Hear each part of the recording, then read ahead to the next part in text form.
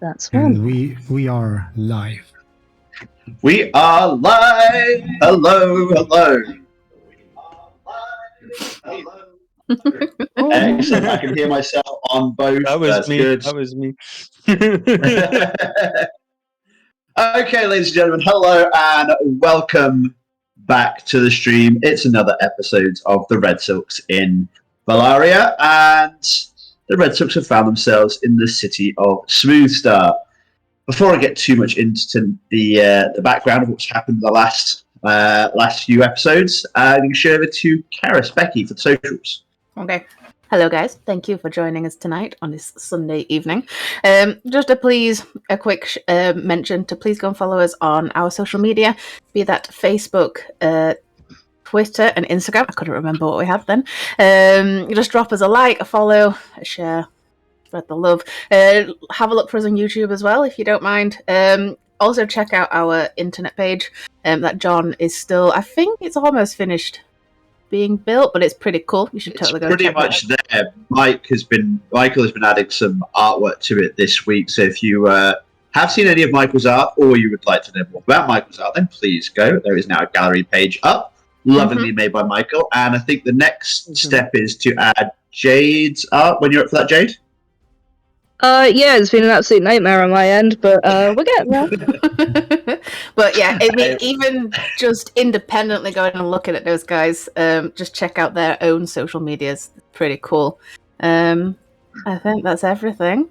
If Easy, do you want to say anything? Over to you. No, you plug it in tonight. Okay, come and check me and Easy out on Thursdays from 8 o'clock, something called The Magician and the Witch, where we just have a little bit of a chat, talk about Wicca, talk about questions that Easy has. I try to answer them from my own perspective. Obviously, I'm not the expert in this field, but I like to give just a little insight on my understanding and development of the past, 8 to 10 years of me being in the not cult, but the religion, I suppose. But please check it out. It's streamed on this page. You'll get a notification if you like us. I'll just go and have a look at the previous podcasts. They are down, and I think they're also on YouTube as well. So yeah, back to John. Yeah, I think we're going to be adding those. Oh, sorry. It's not up on YouTube. Probably we're going to wait a little bit to upload them when we have more. So to have more of a completion thing. But yeah, that's it on my side.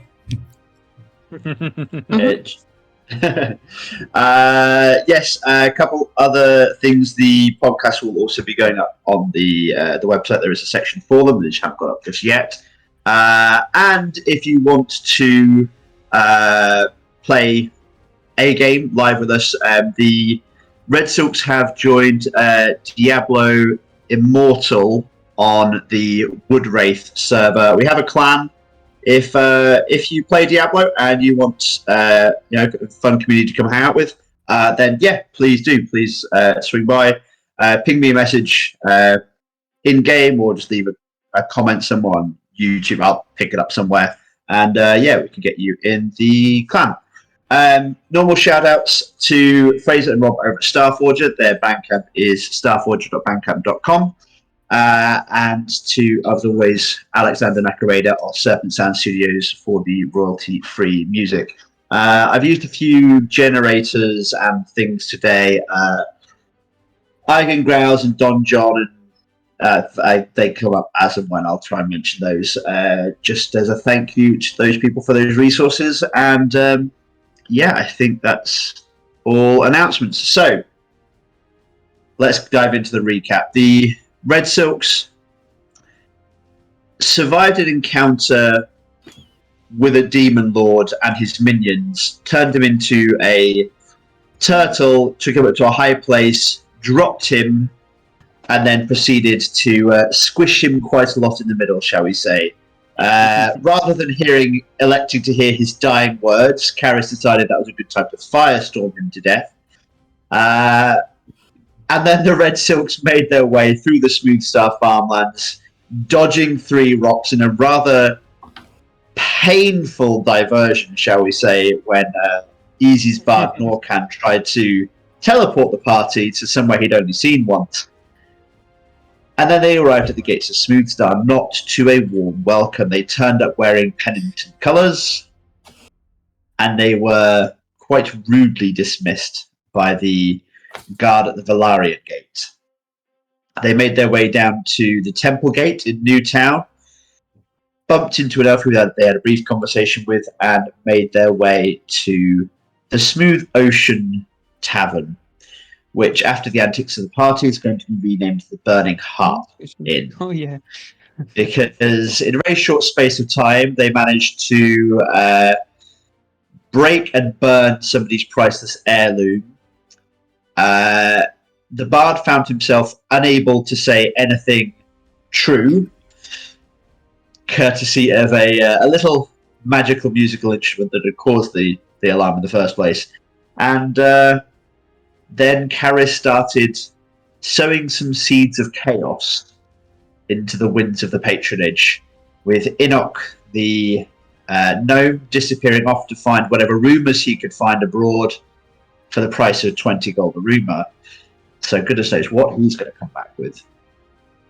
And then we have the artist, shall we say, whose name is Agild Indrinden Arwen Morningstar. She's been tasked with forgery. Okay, it's forgery, let's be honest. And, well, we'll see if the party can worm their way into the little soiree that they've heard about this evening. There are still about 6 hours or so, 5-6 hours before the party. You're in the tavern. What would you like to do? Karis is, I did say last episode, Karis is going to go and clean herself after being smooshed between various planes. I would like to try and find, and rather than getting new clothes or whatever, I would like to find a blacksmith or such a thing close to get the armor that I got shone, cleaned up to look Buffed and polished. Yes, because we do like to see Chipok in the buff. So apparently half the kingdom does like something. But yeah, I think it's got fancy armor, so it makes sense to polish it and make it look good. Okay, so Karis is heading up to the bathhouse at the back of the tavern. Are we all staying at the tavern whilst he's doing that, or are people starting to drift off to do their own thing? Yeah, I think, Norcan, I sent you the shopping list. Yeah. So he's just gonna buy that, and he's gonna rest after that. Waiting for the documents. Okay. So are you heading straight out by yourself?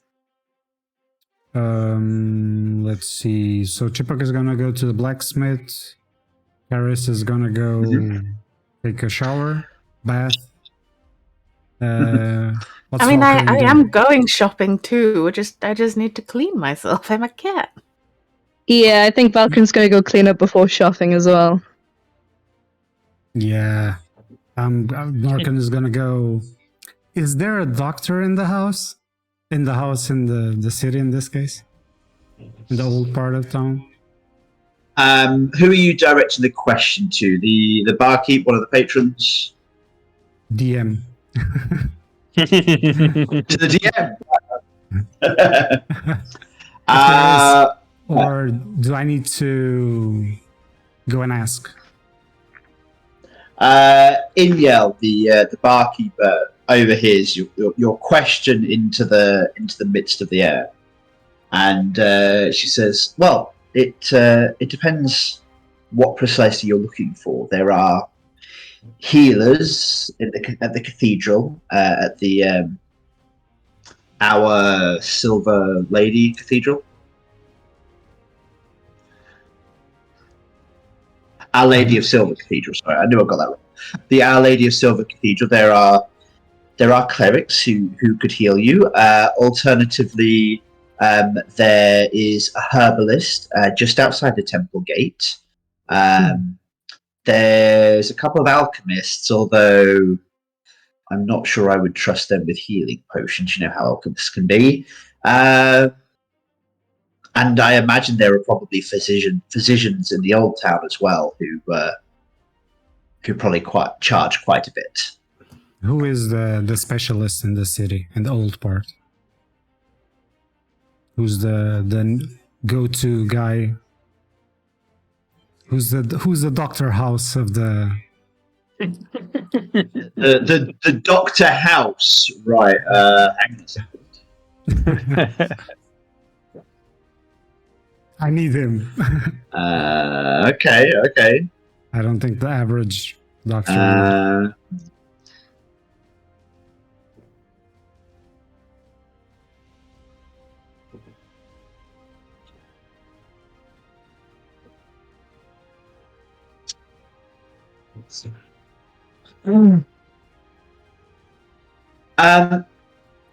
Dr. Chaucer would possibly be the best person to go and see. Could you repeat the name, Mrs.? Dr. Chaucer. I'm not terribly good on the spelling, but I think it would be Chaucer.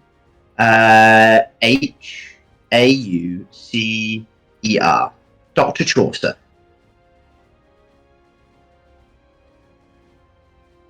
Chaucer. Okay. Because I'm sorry, John, because I'm hearing some glitch on the end of the word, so I wasn't getting it. Oh, sorry. Yeah, it's fine. Dr. Chaucer. Yes. I believe her house is next to a horse graveyard.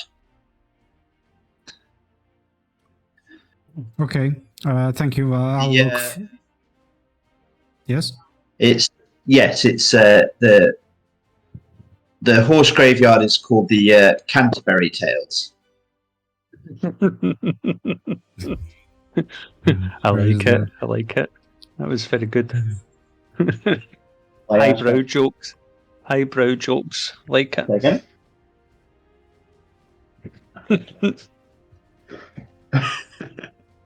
Yeah. I'll thank the woman and I'll go find it. Yes. Sorry, I apologize. Easy, say again. Yeah, Very professional. I'll thank the lady and I'll go and find the doctor. Okay, so you're heading straight off towards Old Town. Yeah. Okay, Chipok, are you cleaning up or are you heading straight to the smithy? I clean up as much as I ever do. So, like, wash my face. Oh, mind you, I've got to kind of look posh, so I probably... I don't know. I don't know what he would do as a special wash. Wash under his arms as well, maybe. Okay. When you approach the kind of the bathhouse out the back, it is sectioned off. There is male and female sections that are roughly the same size, and there's another slightly more private one just off to the side, which perhaps looks like it could host maybe one person at a time.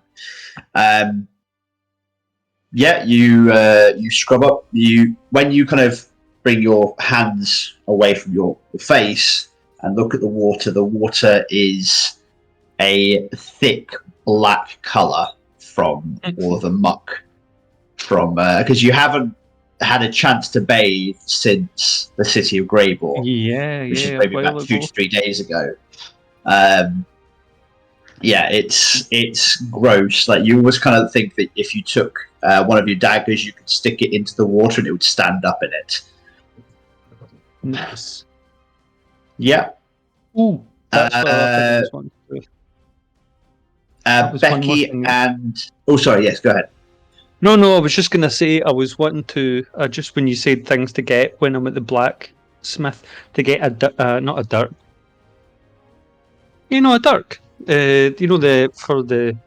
Yeah. For a full Highlander outfit, you get a little dagger that you put in your socks. Yeah, can certainly have a look. So I was going to get that, so I look, better. Suitably regaled. Yes. Becky and Valkyrie, are you two having a natter while you're in the bathhouse, or are you just keeping it to yourselves? Probably having the same high school bathroom chit chat as we had in the bathroom earlier, discussing shenanigans that the DM doesn't have to know about yet.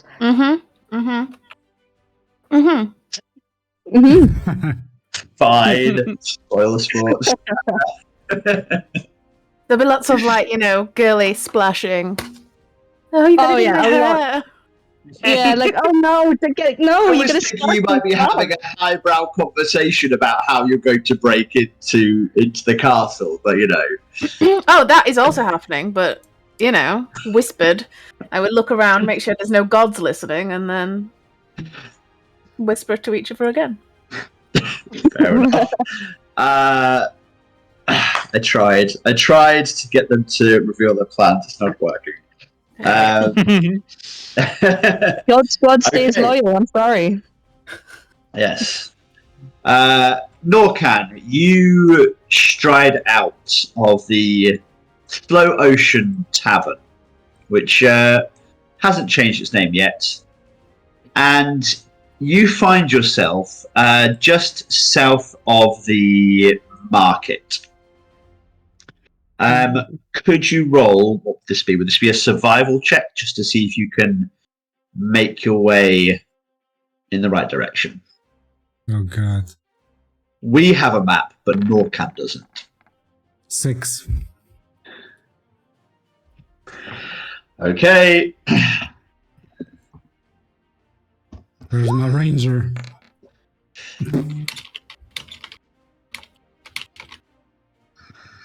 Okay. With your first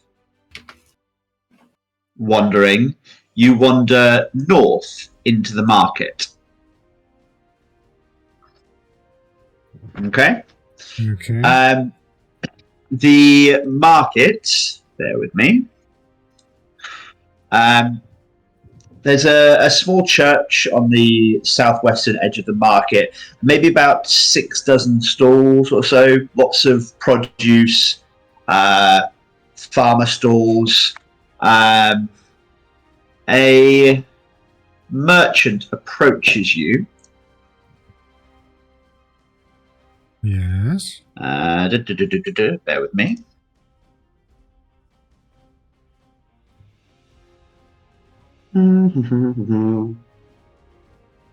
That's not the right one. Michael is saying Chipaka's is only magical in his appearance sexual attraction. Approaching you is Elizabeth Crew. She's in her 40s, but as a half-elf, so it's quite young. Has very long, wavy brown hair, brown eyes, very smooth skin with a very dark complexion. She's perhaps 5'3" tall, quite a lean, muscular build, diamond-shaped face, perhaps. She's wearing kind of like a green doublet and a flowing green skirt with some gold leaf trim around the base of the doublet. Looking for anything in particular, sir? What's her name? Sorry. that you said, but it just went. Her name's Elizabeth, but she hasn't introduced herself as yet. Yeah, because that's 2 Elizabeths now. Don't confuse me What more, did man. you said her surname? You said Elizabeth Crewe or something like that? Elizabeth Crewe, yes, Crewe. There are more than one. There is more than one person in the world called Elizabeth, so it makes sense that there would be a game as well. Yeah, but you're messing my head, man. Okay, so You just need to keep good notes. yeah, not a chance. I'm not good at that. So I'm looking for the house of Dr. Tosser. Could you point? Dr. Tosser? Yes. Don't know a Dr. Tosser. Chaucer? It's Chaucer? Dr. Chaucer. Like chalk? Chaucer. Okay. Yeah, I suppose. Yes, Dr. Chaucer. Oh, I love this. Right, my apologies. You'd find him in Old Town if you're able to get in. I just need first to get there. I'm not. It seems like I'm not good on orientation. Before you go, I have some magical wares if you're interested.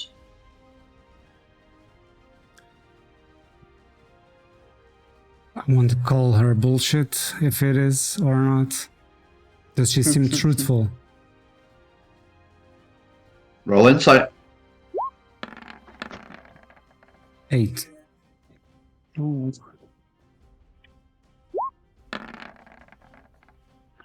And then add modifier.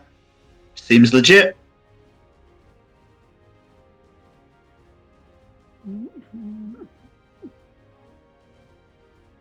How she has a stand, right? No. She just approached me. Mm-hmm. Yes. How close is she from me? Maybe about 6 feet or so. Kind of like the kind of distance that those charity muggers with the clipboards stand when they want to get your attention, but they don't want to invade your personal space. That kind of distance. I've never met one that doesn't want to invade your personal space. Yeah. Maybe they're actually friendly in Scotland. As she's talking, you notice that she's wearing a cape behind her. She swings this out, and as she does so, kind of one fluid movement, her thumb releases a flap of cloth made from the kind of the same material, and it drops down, and you see a variety of bottles and trinkets and little artifacts, kind of in various pouches in the cape. It's quite impressive. Now we're going old school. Let's say, no, I'm just looking for Dr. Chaucer. I don't need anything else. Could I interest you in Mage's Hand? In what? Sorry, John. Mage's Hand.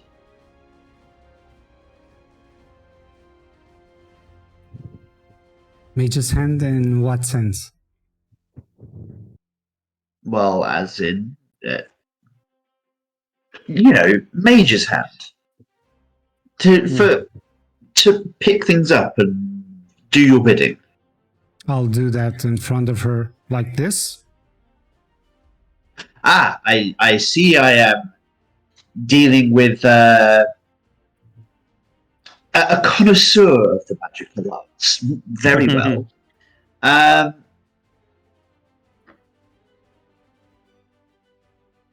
She thinks for a moment.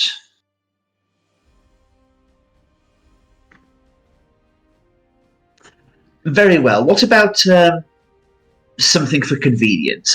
Pulsifer's pocket privy, perhaps.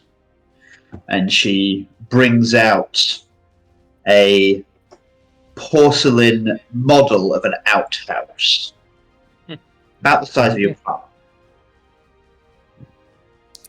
And that is? Toilet. Well, when you, I won't do it here because it's quite a crowded space, but when you open the door, it creates an outhouse. No matter where you are, you seem like an adventurer. Would it not be nice to be able to go to the toilet in the privacy of one's own privy in the middle of nowhere? Norkin just gonna go look down, face palm, and he's just gonna keep walking. Thank you very much, but no. Oh, wait, one more, sir, one more, sir. What about a stair of extending? It's a magical stair that can be carried on your back, but it can extend up to about 50 feet.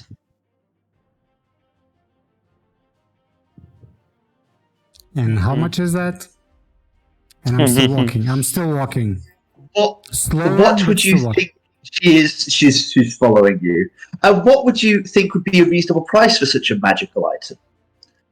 Well, you tell me. How much do you want for it? Let's start with 120 gold, shall we? I'll stop, turn, and I will say 60 sounds better. You are quite the bargainer, good sir. How does 100 sound? 50. Oh. Well, I see. Meet me in the halfway of your original offer, 90. 60.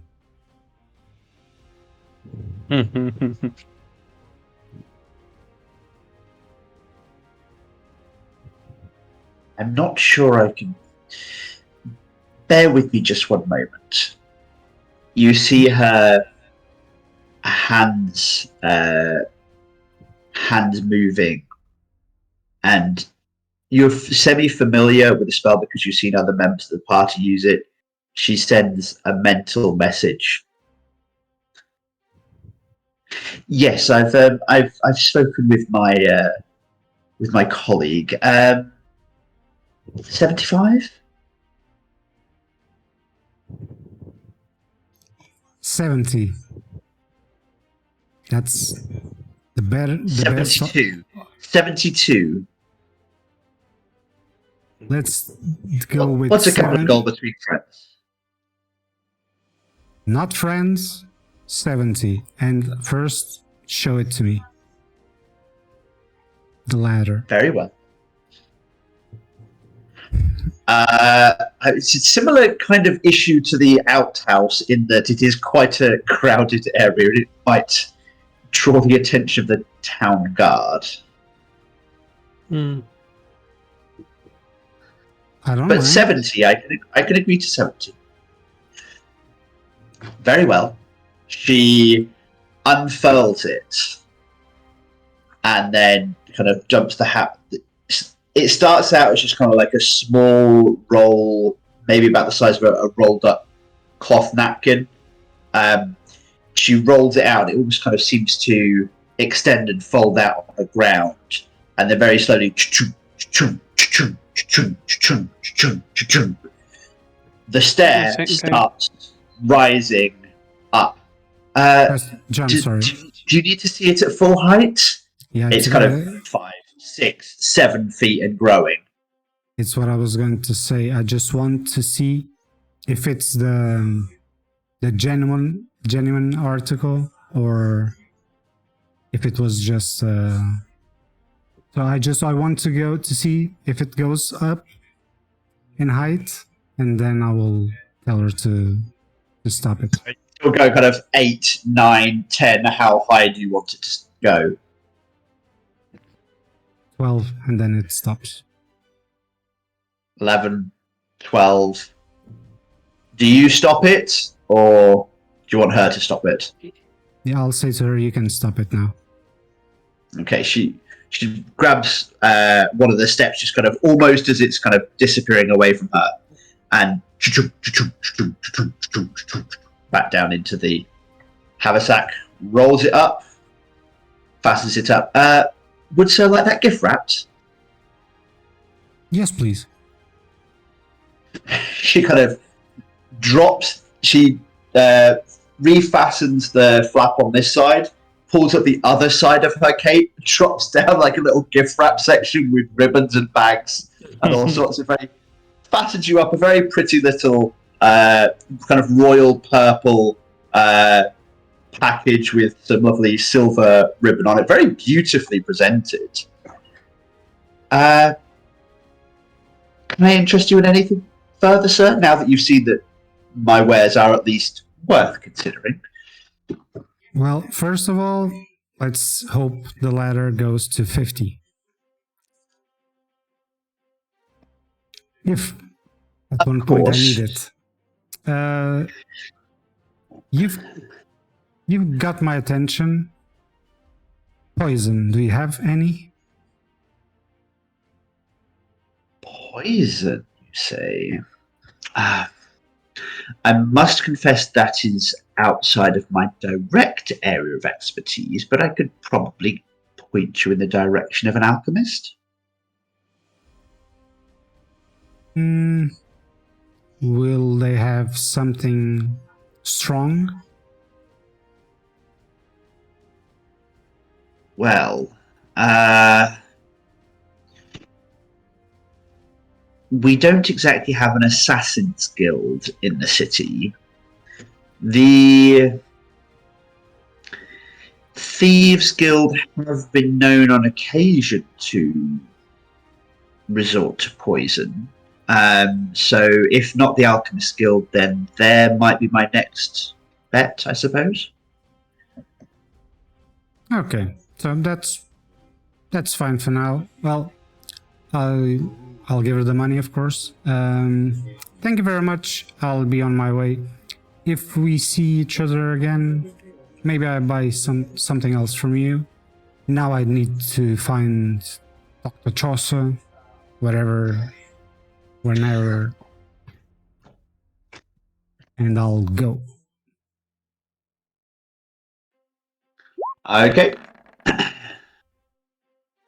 Bear with me just one moment. Mm-hmm. Yeah. So you make your way out of the market. As you do so, could you just roll perception for me?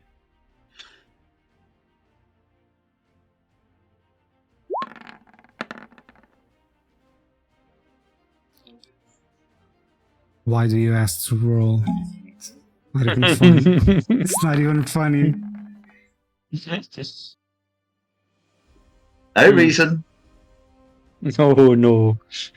No, there's never no reason.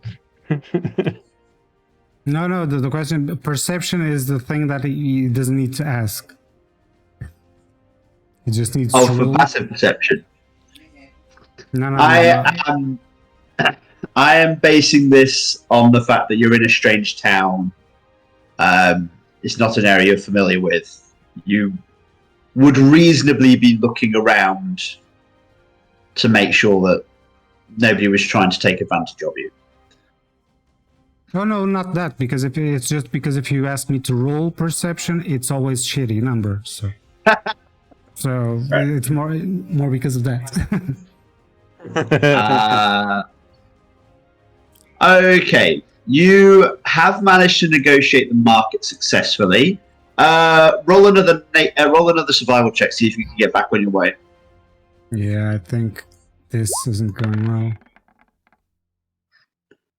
10. 10. What was your last one? 6. It's better than your last one. Okay, in that case, what I'm going to do is...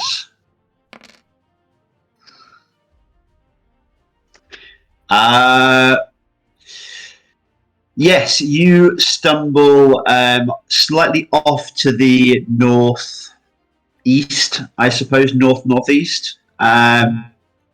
and you find yourself on the southern edge of the Old Bailey Gate.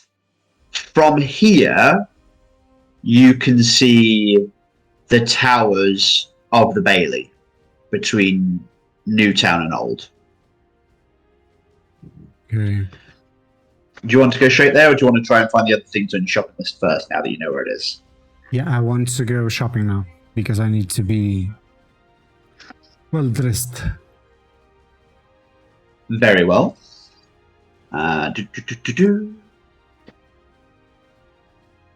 You find a where is it? There we go. You find a shop called Nucci's. Spelt GNUCCI''S. Nucci's. From the outside, this shop looks rather lavish. It's been built with oak wood and has blue stone decorations, tall rectangular windows let in plenty of light, and have been added to the house in a quite asymmetric way. As you look into the house, you can see 3 rooms full of goods. There appears to be one kind of dedicated to men's kind of high medieval fashion, if you wish, one to women's, and then another one which seems to have an array of both that you can't quite tell what's going on in that room. The building is roughly square-shaped. There's some kind of glass overhanging panels on 2 sides. So clearly there's quite a lot of wealth in this particular part of town. You step up to the door, which is made of quite heavy ironwood with copper door furniture. Knock on the door. The person greeting you is a gnome. Bear with me.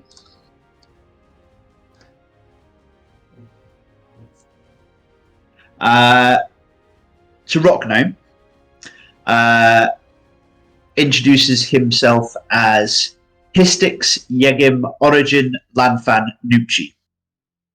The Nooch. Would you like to write that down? Yes. No, thank you. The Nooch. He's the Nooch. He's the Nooch. The Nooch. The Nooch is a rather fabulous character. He has long, wavy, dyed red hair and some half-moon purple glasses with a silver frame. They are opaque. Can't see through them at all. Roll perception for me.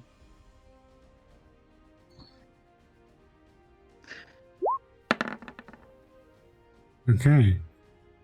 18. There we go. That's better. You catch a glimpse just on the other side of his glasses. The reason they are opaque is because he is blind. Okay. Flying around him is a cloud of pixies, carrying a variety of sewing accoutrements, threads and fabrics and needles, working as a team. You know that scene in Snow White where all the woodland animals are cleaning up the house? Yeah. It's that in fashion. It is quite a sight.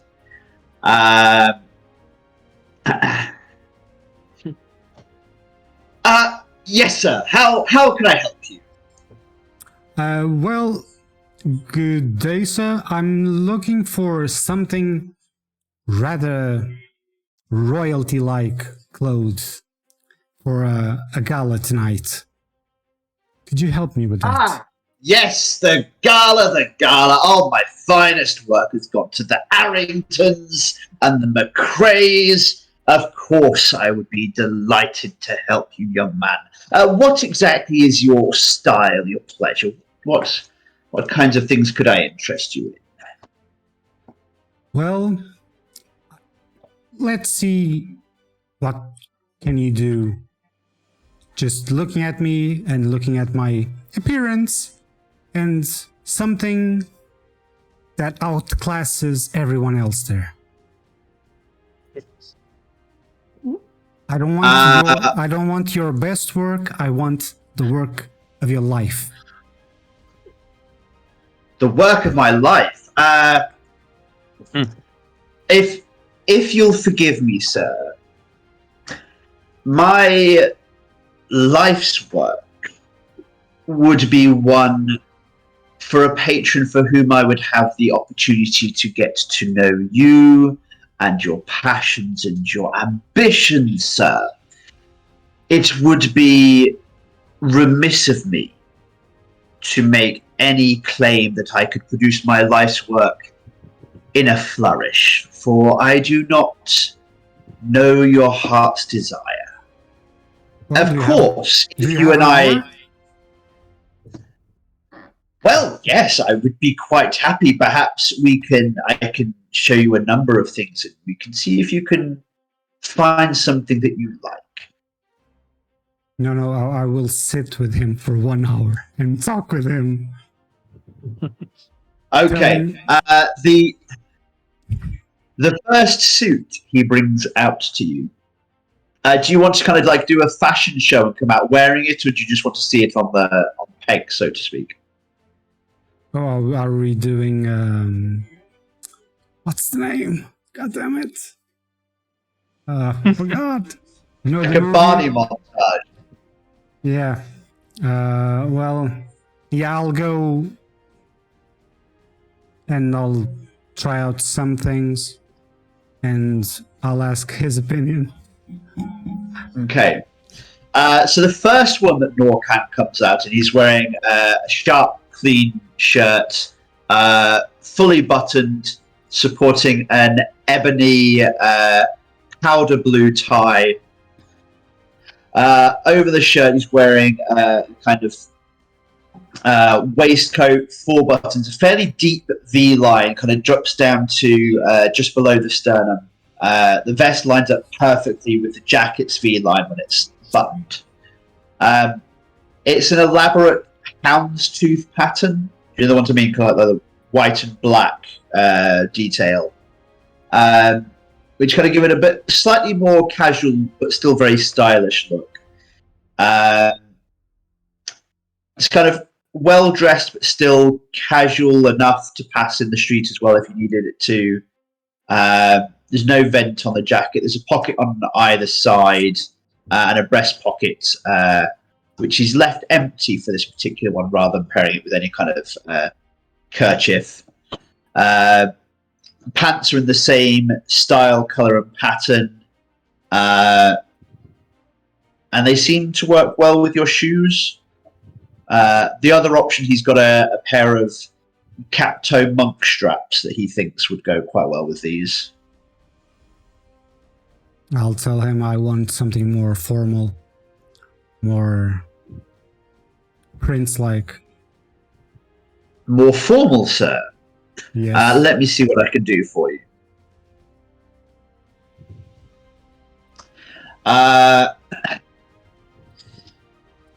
Norcan zips in, changes, comes back out again. This time, kind of a very sleek vest with 7 buttons. We kind of those fabric ones with the stitching around the outside, lining the buttonhole. The jacket looks like it's clearly made for you. It's a perfect fit, but it's kind of a wide herringbone pattern. Kind of quite a classy, graceful look. 3 buttons, single-breasted jacket. Pocket on either side. Pants are a different style this time, but they still seem to complement quite well. It's kind of royal blue with white detail. Okay. Yeah, seems fair. Shoes. What do I have there? Boots or something, and I'll ask for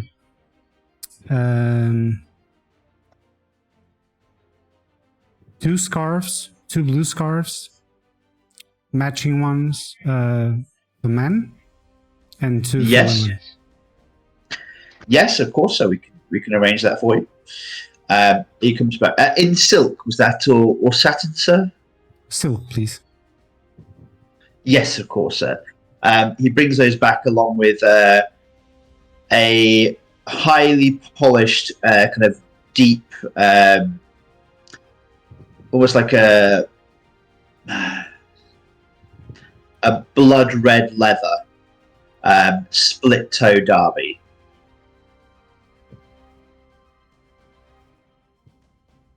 They look quite smart with the suit.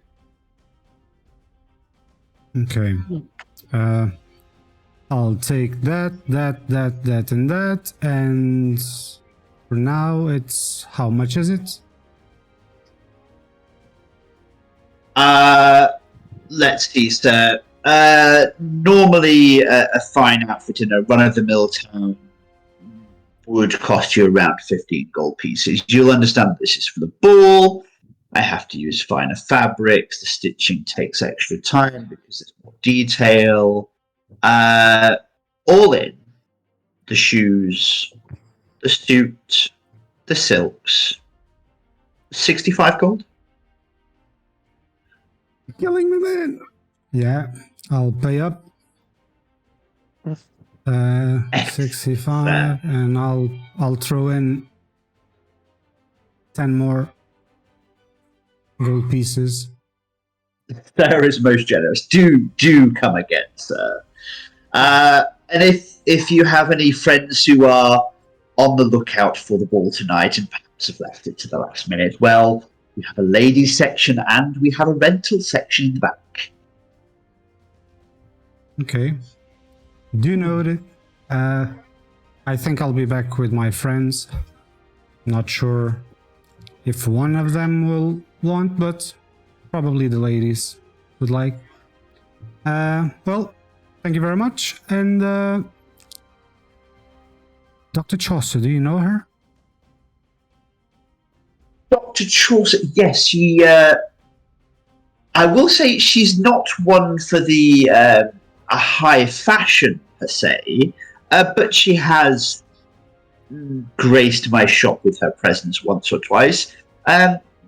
Seems a fine lady, little unconventional, but they do say that genius has its price. Oh, that's what I was gonna ask, if she's good at her job, and you just pointed that out, so yep, it sounds good to me. I mean, she has not been able to restore my sight, but then I have my little darlings to help me. Well, I really don't know what to say to that. I'll take my leave. Thank you very much for your help. The only thing that I could ask of you is, if you'd be so kind after the ball, I would love to hear everybody's reaction to your regalia. I'll pass by here before we leave, and I'll give you some feedback if people liked it or not. And I shall see you then. The Nooch goes to shake your hand, but you notice a couple of pixies kind of guide his hand into yours because he kind of pointed it off in the wrong direction to start with. Yeah, I'll go along with the handshake, and I'll grab him. I'll grab with my two hands. Thank you very much, and have a nice day. Have a wonderful day, sir. And I'll take my leave. Bye, okay. Nooch. For those clerks. Were you changing into the clothes there, or? Oh yeah, I'm full on, super well dressed. You now. already are. Yeah. Okay. Very well. Question, DM. Yes. Would Chipok be able to find a nice tartans in this city, or would that not be something they'd be able to get hold of?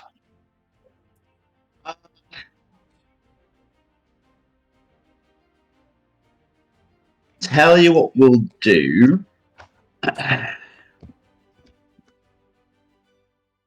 Easy, call highs or lows for me. Hi.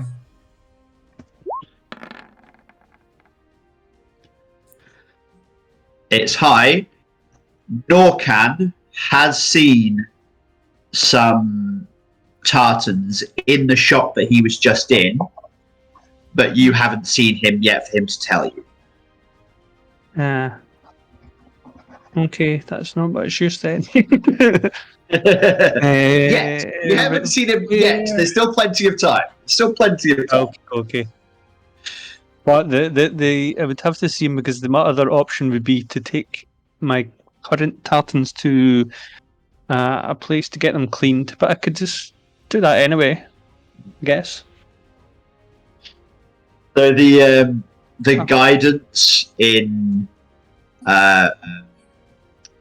fantasy settings, you know how they kind of have like the washing instructions. Mm-hmm. So like kind of do not hand wash, wipe with a damp cloth, do not use prestidigitation. Because the fabrics are too delicate. Yeah. I'd be looking for a wash house anyway, somewhere that does it for you. It's like a laundry. Mm-hmm. You know what? I don't think I plugged a laundry into here.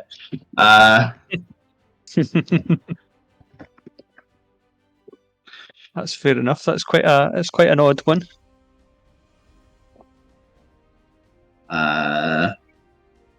No, that's error codes on a washing machine. Okay, the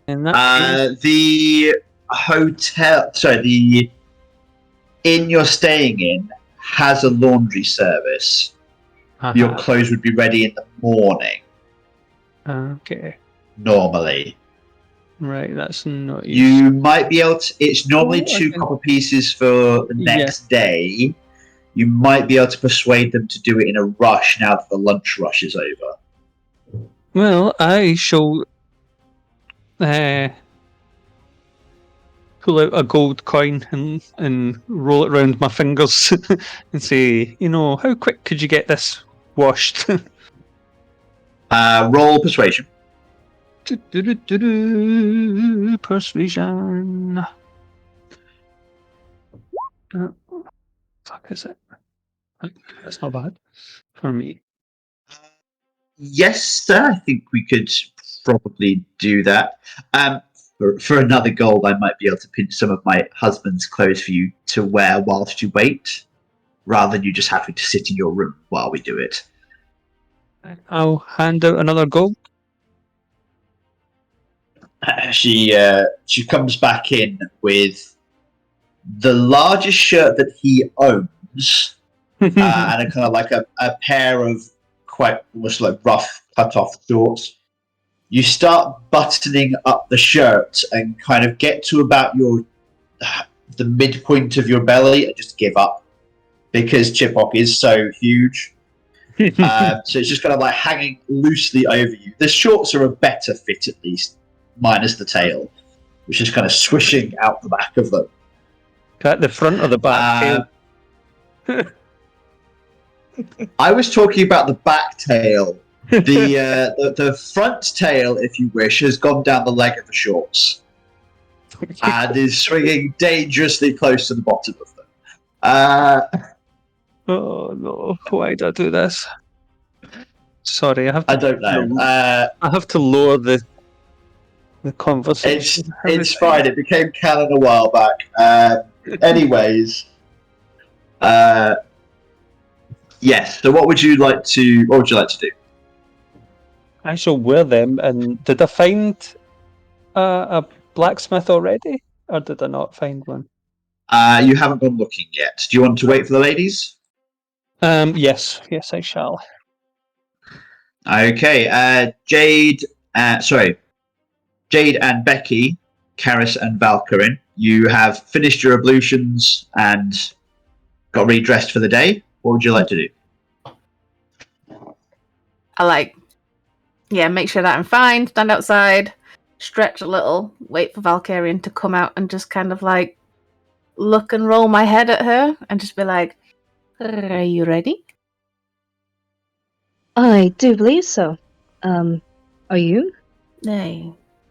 I'm ready to go and find what we can discover. Would you like to, would you mind if we just pop to the temples first? Is that okay? Yes, of course. I've been thinking about going there myself, if being quite honest. Well, Oh. I'm not 100% sure where we are to go. I'm gonna like turn back around and like walk to the first person that I see and be like, you over there.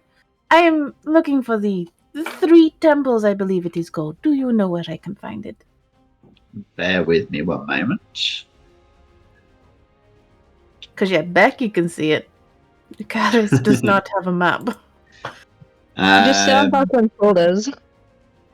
You come upon Hylia, one of the humans that you saw earlier. She's the priestess. Copper hair, grey eyes. She's kind of walking with a bit of a limp. 3 temples, yes, as it happens. I'm going that way. I could walk you there. Oh, of course, it would be wonderful to have a guide to the temples. Tell me, the gods that are there, what are the names that you serve? Well, there's a temple to Torn, a temple to Helm. There's the cathedral, which is dedicated to Saloon. The third one. Bear with me, this is a DM issue.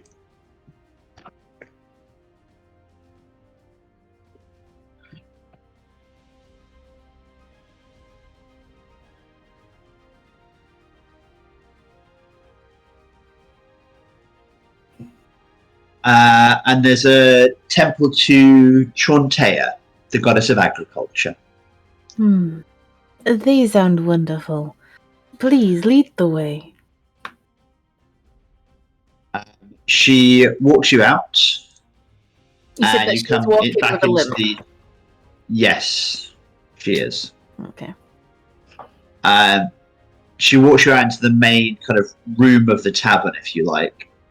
And you see Chipok standing there looking like a middle-aged dad on holiday. A kind of ill-fitting shirt that won't button up and kind of very rough cargo shorts. I'm just gonna walk up to him and like slap my hand on his back and be like, Chipok, it's good to see that you're trying to blend in. I'm unfortunate to tell you that I think you still stick out like a sore thumb, but it's great that you're trying. Come, join us, would you? And I shall. That's perfect. Chipok acquired. But this is a wonderful, kind priestess. She's going to show us to the temples. Yeah, charmed. As you can see. Let us go. The sun is... Your friend doesn't say much, does he? And he could be nervous around strange women. Just... I'm very tempted to ask you to roll deception on that one. Strange around women he's only just met. No. Okay, let's go. It's not very good. It's nothing on. You walk out of the tavern in the kind of the Cove district, and as you do so, Hylia says, "So tell me, my child, you appear to carry the vestments of a cleric. Who do you serve?" Is she talking to me or Valkyrie? Yeah, which one? She's talking to you currently because Okay. you're the one that originally engaged with her. Okay. I was yes, I do follow.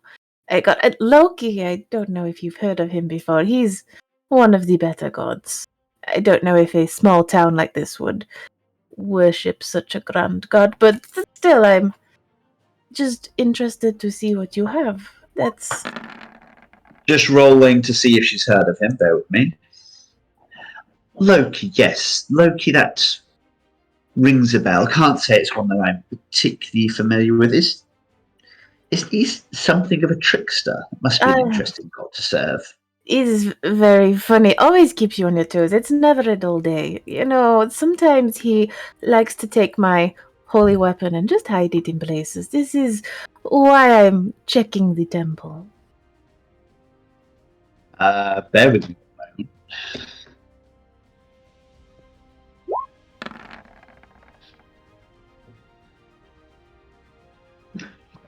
She accepts what you told her about your holy weapon, because I guess she doesn't know too much about it. As you make your way over towards Three Temples, you can hear the sounds of the market kind of up to the north, and you arrive at Three Temples. Looking around, this seems to be almost like the kind of up and coming area of the city. Everybody's kind of dressed in kind of smart casual clothing, kind of like lots of nouveau riche characters. You hear another soul nearby who's kind of wandered into the area, looks a bit lost as well.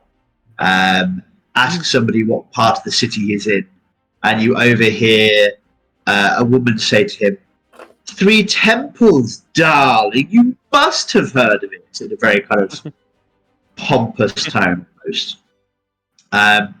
In Three Temples itself, you have the Three Temples, you have the Mages Guild, and that's about it in this part of the city. Okay. I'm just gonna kind of like eye her up as well. I'm just kind of like, you ask questions. I think it is only fair that I ask one myself. Your leg, what did you do? Why are you walking so strange? Bear with me, let me just find the...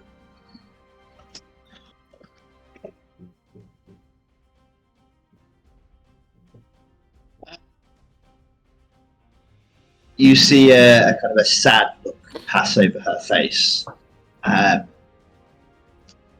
My husband and I were the victim of a rather tragic accident.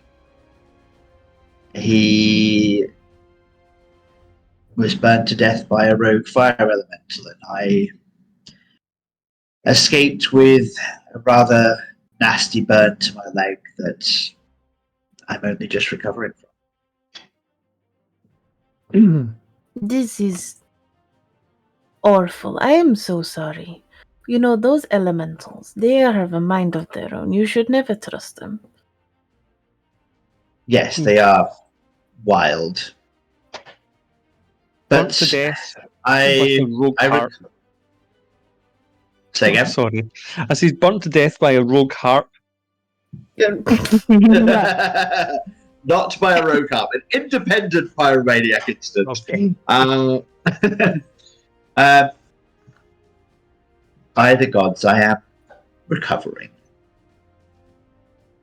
You recover, but yet your husband departs this world. That is a lonely thing to think about. It is a bitter, bitter loss that I feel every day. Does the temple, they could have surely have cured your affliction. Why have they not? Perhaps I am a glutton for punishment. I feel guilt that I did not do more to save him, to save the others who were there that day, I took only this injury. He and they gave their lives. Maybe What there's a is reason what you is were this there. injury compared to that sacrifice? And so I choose to live with it. Valkyrie's gonna put a hand on her shoulder. Sorry to interrupt, Becky. No, Do you want to go first? I was just gonna be like, where is this house that you have burnt down?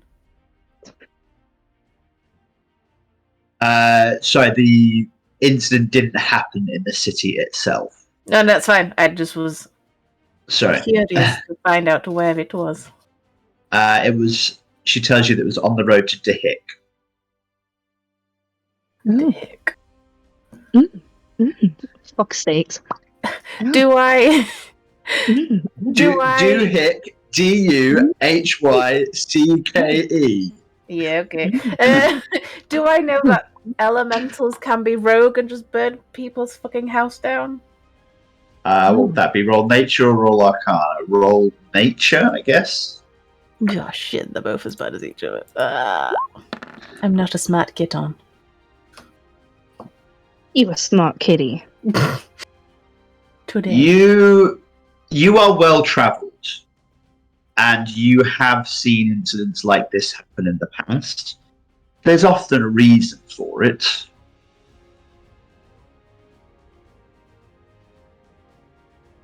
Okay. I'm just gonna kind of stand and watch her and smile. And be like, Amy. Roll history for me. Oh god, not again. No. Also bad.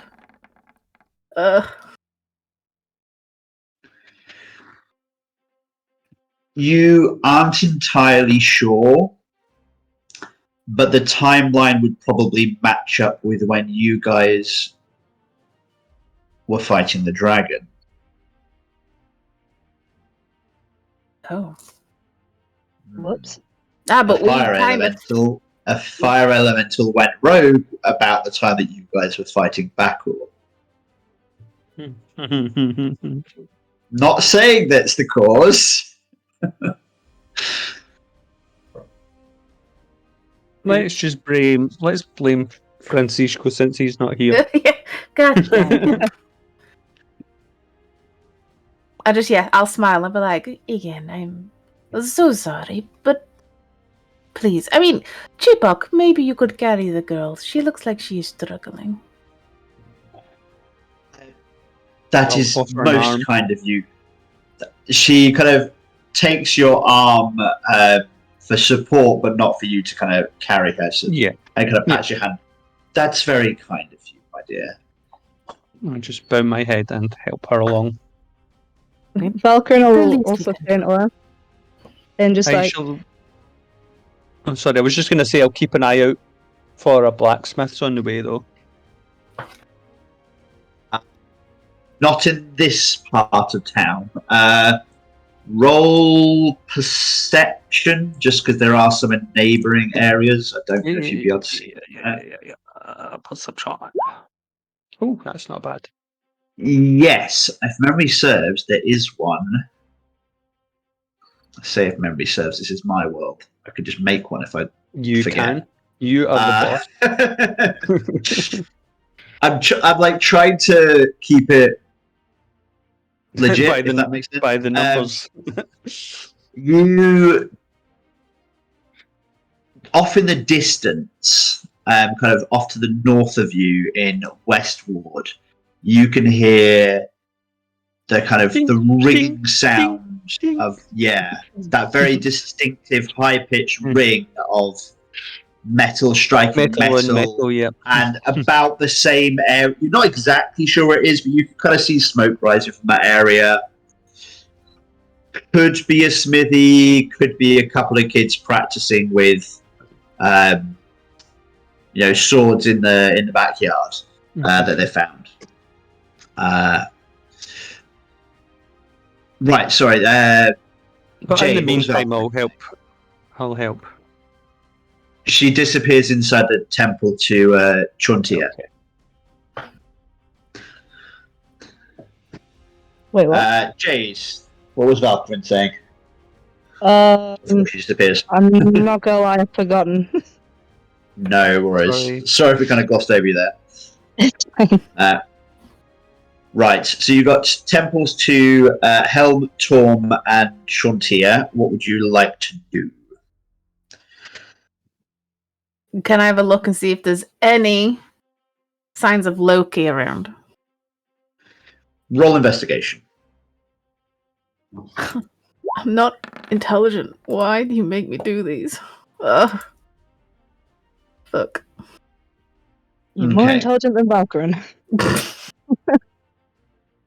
By Hobbsgate, you see a little plaque that's almost kind of like a rich, deep green, and you wonder for a minute if it might be something to do with Loki. And as you approach, the inscription just reads, a prayer for every traveller that leaves by Hobbsgate. May you walk in peace and to the best of your fate.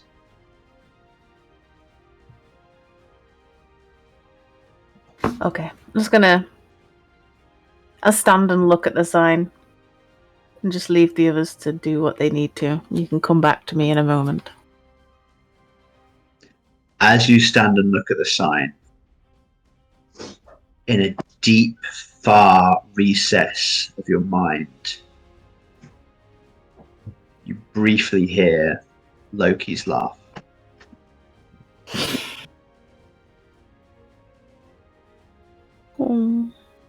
Okay, that's fine. Yeah, that's fine. Go to the other two. You can come back to me because she's gonna do something. Okay. Valkyrin. I'm assuming the lovely woman who Valkyrin feels very sorry for right now, and also relates to her a little bit with her situation. Assuming she overheard that the cathedral is dedicated to Saloon. Yes. She is going to drag Chipok in there. To the cathedral. Yes. Oh, right. I apologise. I might not have been clear with what I said. The cathedral is known across the city, but the cathedral is north of the city itself. Oh, Valkyrin's not going up there. No, we stay with her. No, Yes. Valkyrin can't be bothered for walking today. It's fine. Mm, I'm sure she can sightsee another time. yes. But it is a whole cathedral dedicated to Saloon. She might drag you guys after shopping. Maybe. Of course.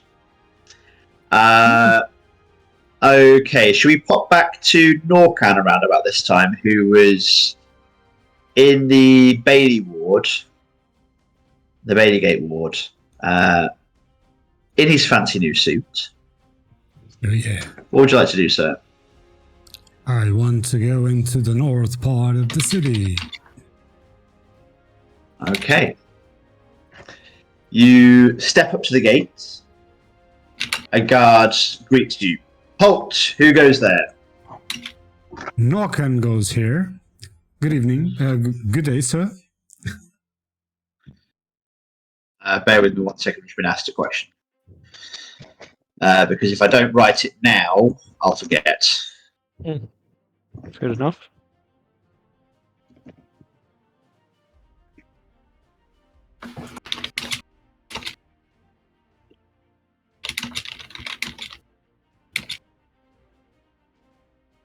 And when you can ping the map to the salt. Yeah, we are here at the gate. Okay. Okay, the guards here seem just as on edge and on high alert as the ones at the last gate. And it says, Norcan, sorry, you'll forgive me. Is that a name that I should know? Probably not, but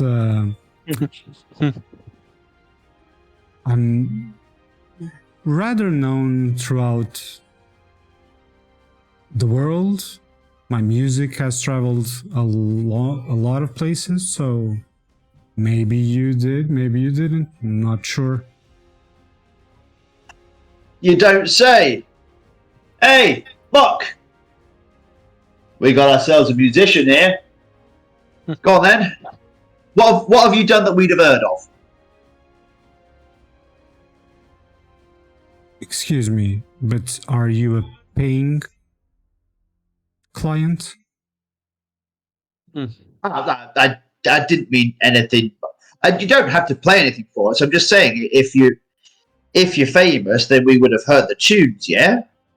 I'm just trying to verify, do my due diligence, you see. I'm just trying to verify that you are who you, as they say, claim to be.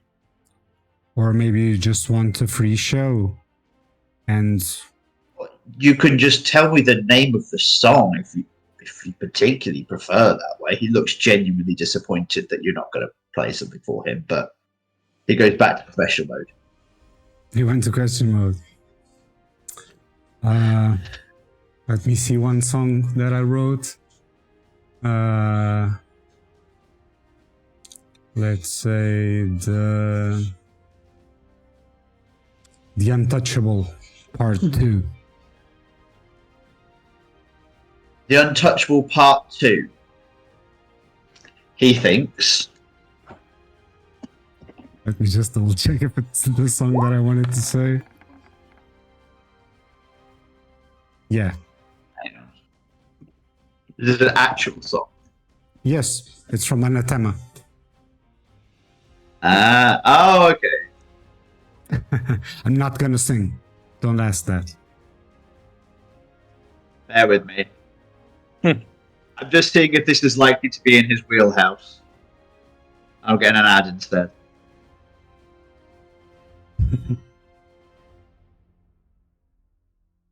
Go away, little.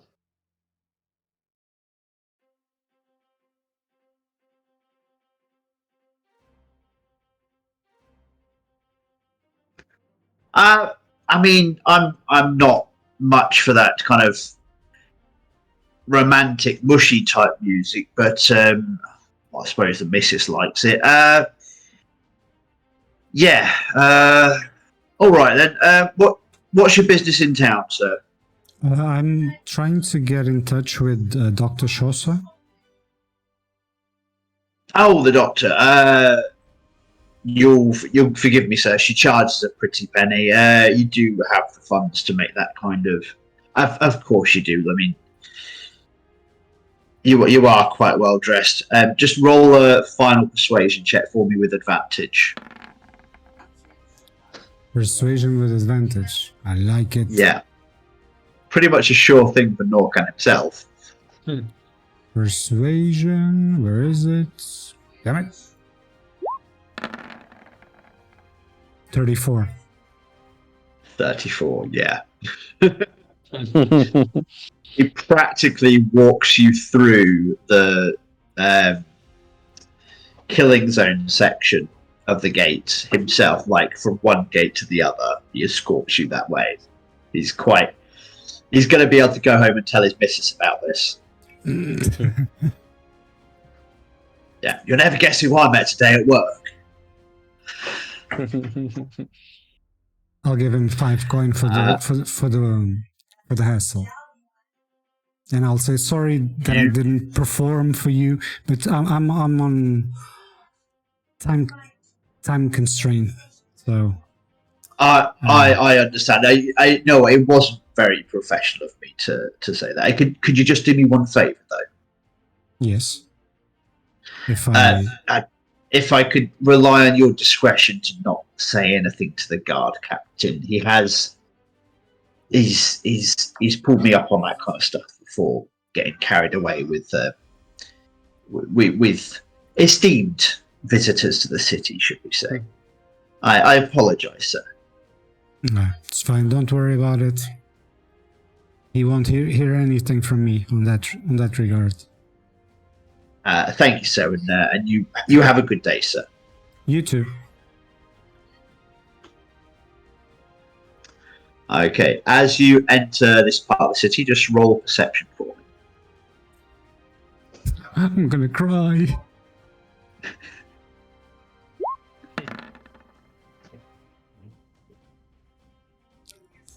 I know my dice.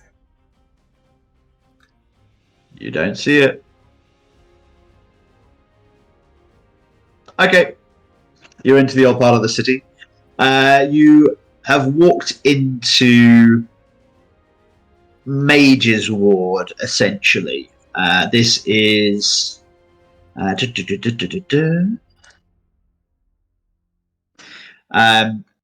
the Mage's Ward is exactly as it sounds. It's where you find the Mage's Guild. There's the Mage's Guild. There's also a theatre, and there's a university as well. This is quite a learned ward. As you scan the houses around you, you can see that the houses are very fine architecture, kind of sweeping columns rising high above your heads, balconies jutting out, beautiful kind of red slate roofs, kind of very finely carved marble details. It's really quite a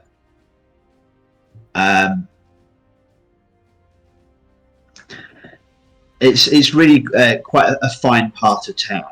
As you look through some of the windows, you see that the rooms are crowded with heavy shelves and shelves of books. You get the impression that there's a lot of reading gets done here, but not a lot of physical work. Okay, so I assume that I asked the guard where the house is exactly. He points you through the Mage's Ward over towards the Bard's Ward. Yeah. Or the Bard's Gate. Yeah, so he points you over towards the west of the city. He doesn't know the exact location of her practice, if you like, but he says that you'll be able to speak to someone in the area, or there might be a sign that you would notice. Yeah. Do I see a sign of the sort? Like... Roll investigation.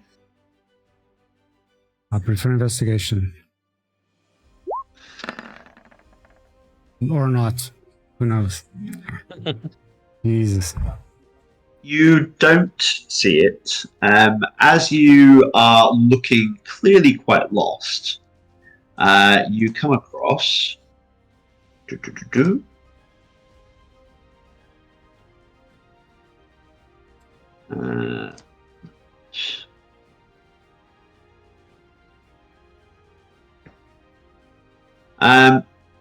no, don't like that one.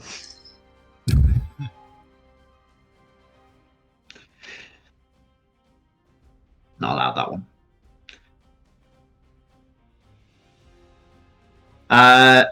You come across a youngish male elf. He kind of has his hair cut into like almost like a short brown mohawk, it looks like. But his clothes kind of suggest some kind of life of cloistered academia. He's kind of quite dusty suit and spectacles. His eyes are a very striking cyan colour. Quite tall, about 6'1". You know, a very cute face. It's quite striking. Hello there. You okay? Well, not that much. I'm looking for Dr. Shaw's practice, her house. I need to find her, and I don't seem to find the place. Oh, yeah, Doc Chalk. Yeah, she's just pop round the corner. You should see the sign. I'm surprised you missed it, to be honest. I think I have new a in slight new in eye town? problem. Yes, new in town. Arrived today. What brings you to Smooth Start? A ball. Not a. Oh, not a, the dance at the Rathchester. Yeah, terrible Yeah. name for a. Sorry, being distracted by the octopus. Terrible name for a house, if you ask me. I mean, it's just a house after all. It's almost as bad as the gate up here. The what? The gate. Oh, I didn't understand the word. Yes, the Bard's Gate. Oh god, it's feeding into. Do you have a problem with bards? Oh no, it's a joke. You see, All right, Bard's Gate up there. they won't let anybody through it. It's a barred gate. Oh, that's bad.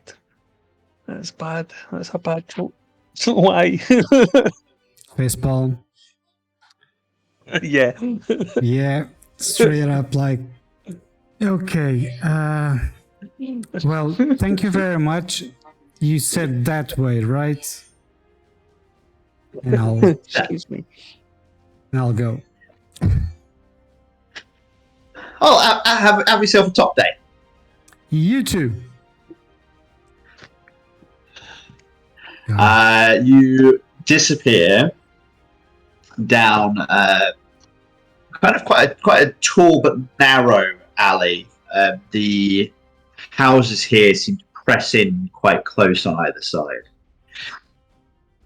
Still very immaculate. You look at the floor, and sweeping before you is an intricate mosaic of blue and purple with streaks of kind of like turquoise all dappled in together. You almost get the impression of sea creatures coursing through the water, and it almost seems as though the floor ripples in a wave-like fashion as you pass through it as you walk. It's really quite impressive.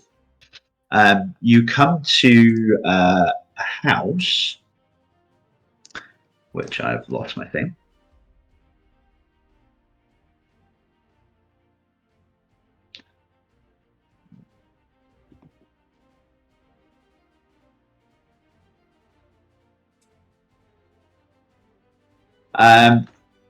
This particular house has been built in very fine elven woods, covered in render with some kind of tan stone decorations.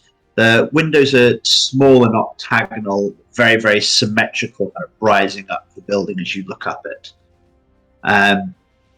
You see a very neat kind of teak wooden sign outside the door, kind of like one of those sandwich signs that kind of sit like an A-frame, and then the same matching at the door. Script is identical, and it reads Dr. Chaucer's Medical Menagerie. Okay. You walk in. Hang on.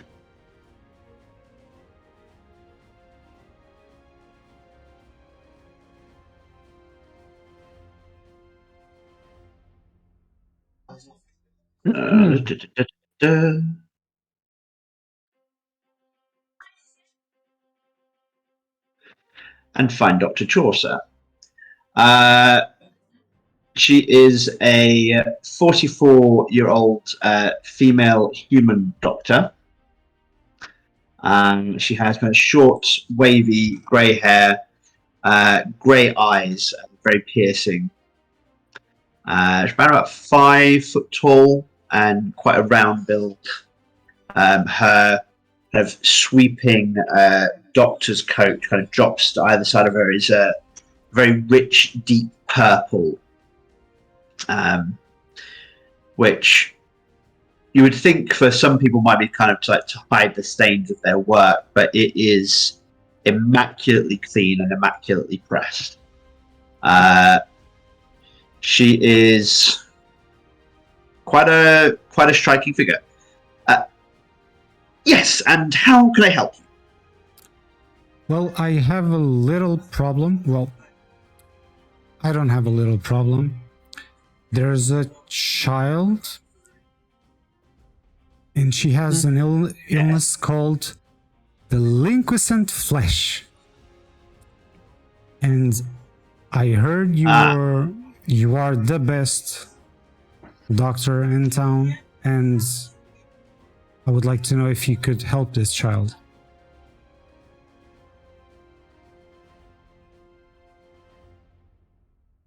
And how long has the patient had this particular affliction? Do I know that, DM? You have not been told.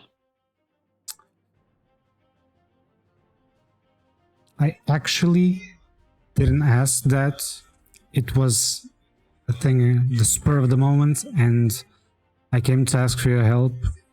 But I might guess, I don't know, some months.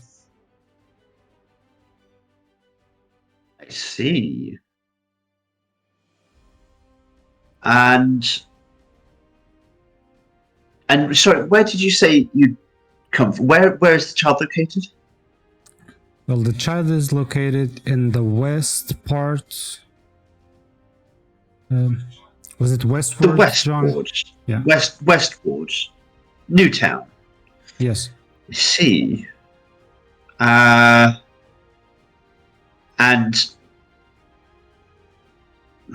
some months, you say? That is quite concerning. I really don't know. I'm just guessing at this point. Point. You'll forgive me. The condition, rather than an ailment or an affliction or a malodeur, might be more accurately classed as a curse. You understand? Yes. And whilst I am quite talented as a physician,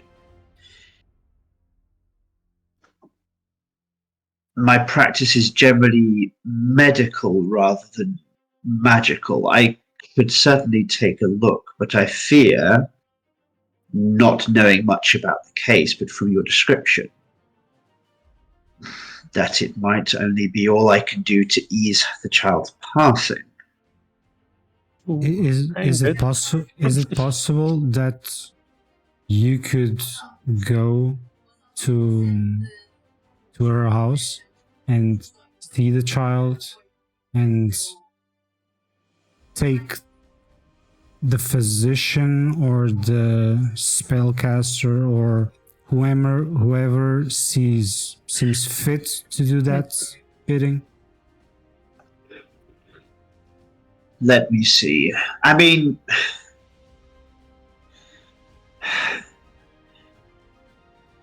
whilst I do not remember the days, it is at times like this I wish Valarya was united. For it was I could send for the physicians at the university in Greybourne, the Ali Magic University. I will have a word with the Mages Guild. It might be that they have somebody who is adequately trained, but you'll forgive me, their students are of a less than optimal persuasion. The university in Greybourne gets all of the excellent candidates, you see. Sorry, John, isn't that the university that Karis wanted to put the papers in, but... The very same. It clicked now. Sorry for interrupting. That's quite all right.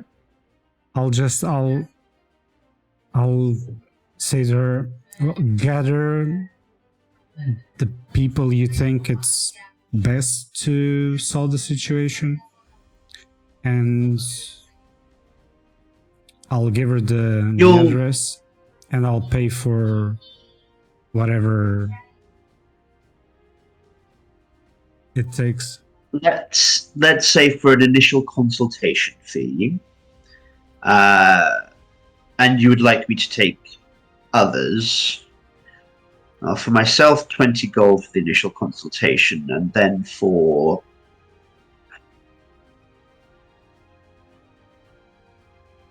I could take Para, and I could take Sony. Let's say 20 gold apiece. Call it 60 gold.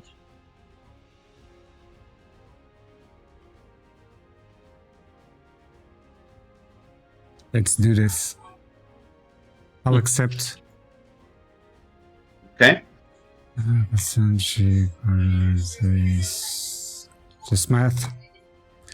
Yeah, yours. Okay. So I'll give her the address. Say to the mother, to God, she has a strange name.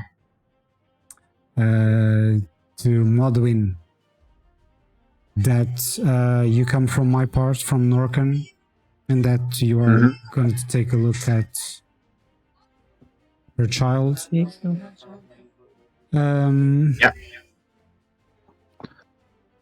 And I'll come tomorrow to have some news. Okay, then just a what is it? And has paid 60 gold to see.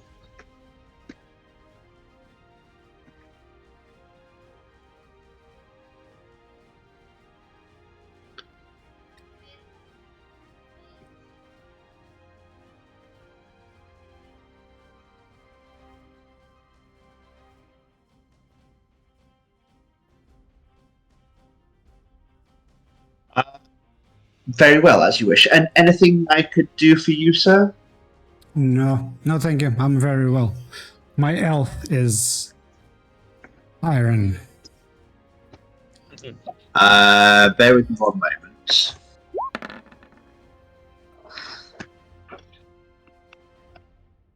Yeah. As you leave, she passes you a couple of pamphlets. What are they? One is on family planning, and the other one is on the dangers of STDs.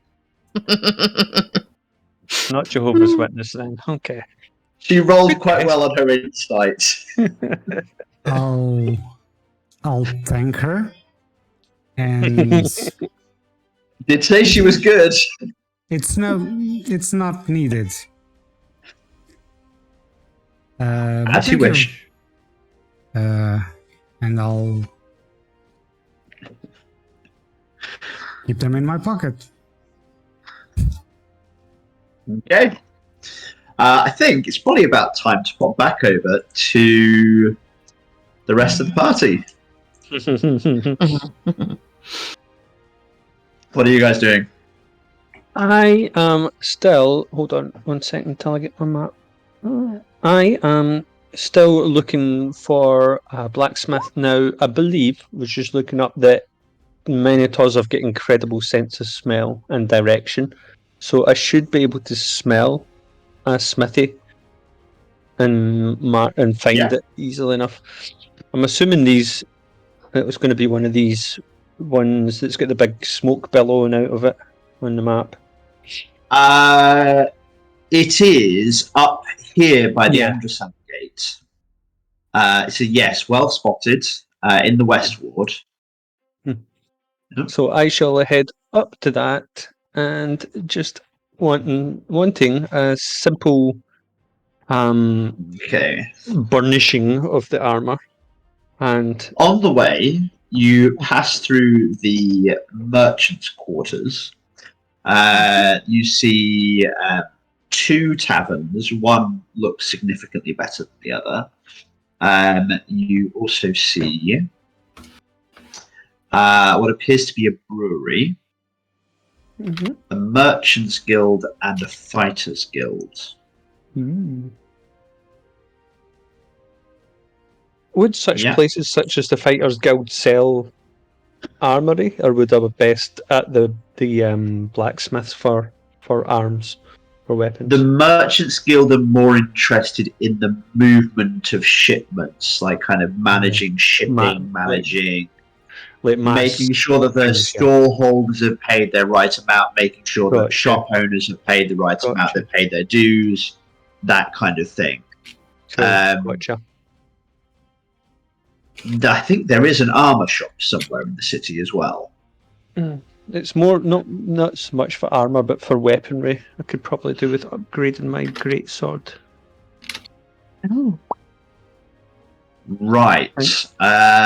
What you might be interested in branching out into is something more along the lines of the enchantment type thing, to add some kind of enchantment to your +2 greatsword. Okay. Right, I don't really know much about these get it dealing some other kind of damage. Okay, that would be pretty cool. Yeah. Okay. I do, however, want to still look for a dirk or a short sword. Yeah. Possibly. You make your way quite happy to a smith. Mm-hmm.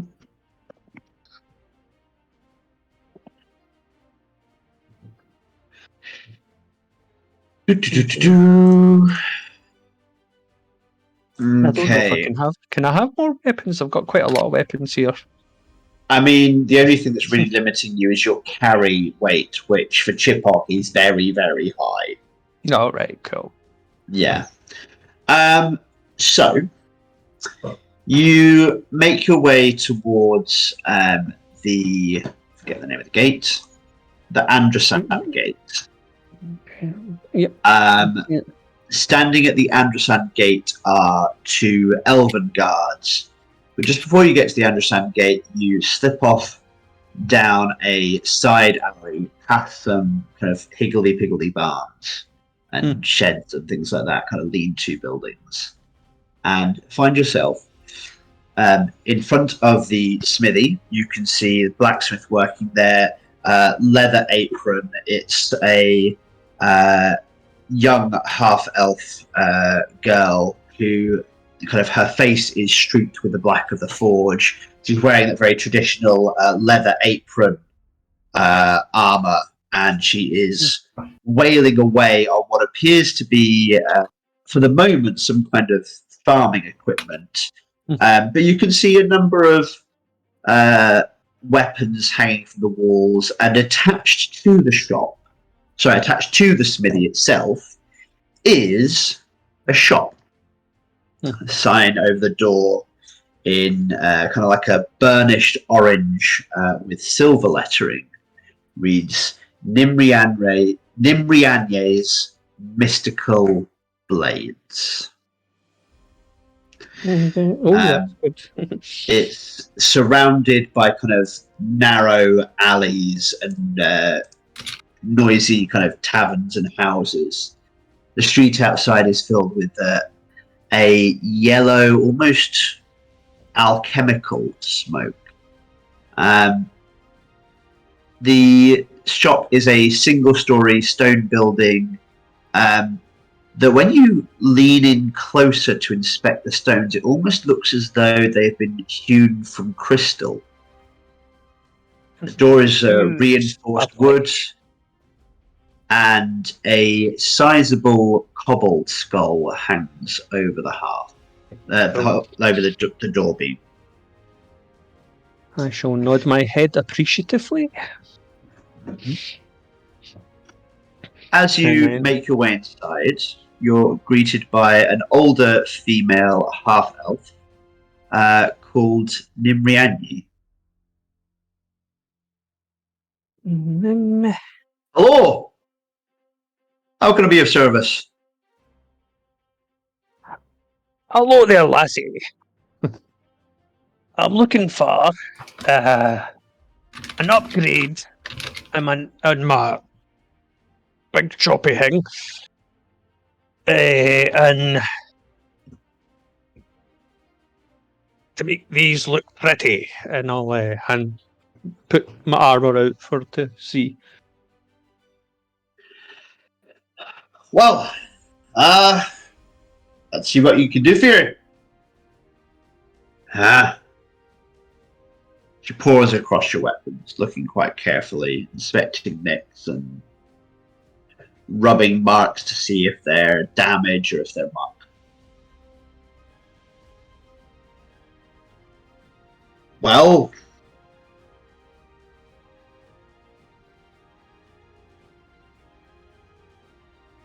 if I'm honest, I don't have much in stock. Not for what you're looking for. I've got a great sword, but it's not as good as this one. Well, I can't. What? I don't have much in stock because of the war. If you can leave this with me, I can see what I can do.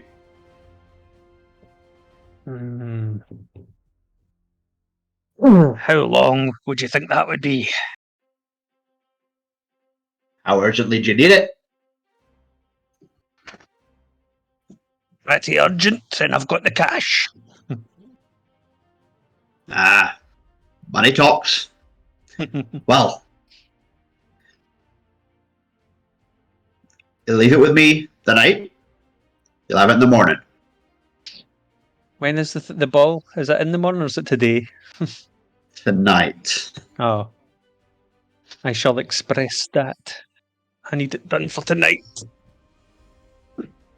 For the ball. Aye. They'll not let you in with the thing anyway. I'm on guard duty. Are you one of the guards? I'm somebody's guard. That be as it may. They'll not let you in with that thing. Oh, well. It's a good point. You want some advice? Right. Take something small. They can't find when they frisk you. Good idea. Do you know what a dirk is, lassie? That I do. Hang on. Disappears into that. And brings out this very fine looking dirk. Black leather round handle. The metal is so dark that it's almost black. And rather than a traditional straight edge, there are let me think how to describe this.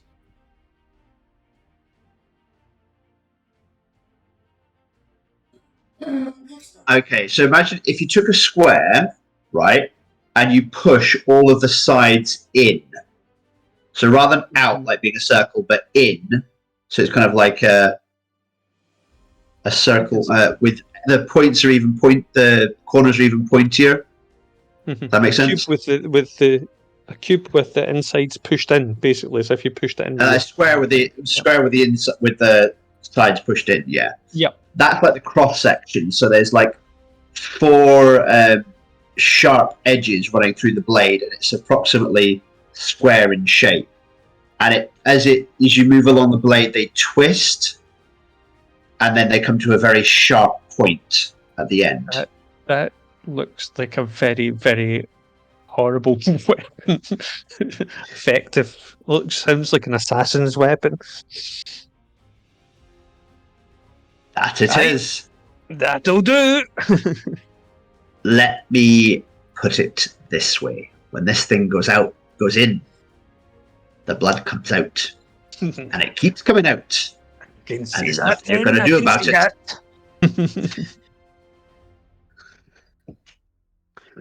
For this thing,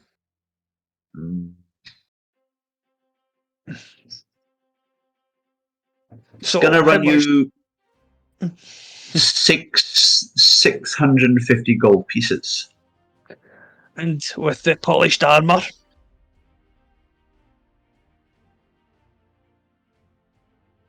Another 50. What's that? And 700. 300 for your sword. And when you come back, it'll be worth it. Right, that's probably all my money, I think. Hold on to check my money. Yeah, no, it's not all my money, but it's a good chunk of it. Aye, go on, hen. And that's what's that? 1,000 gold. Even 1,000. Half now, half when you're finished. All right. For the sword. So that'll be 850 now, and then 150 in the morning. You're right.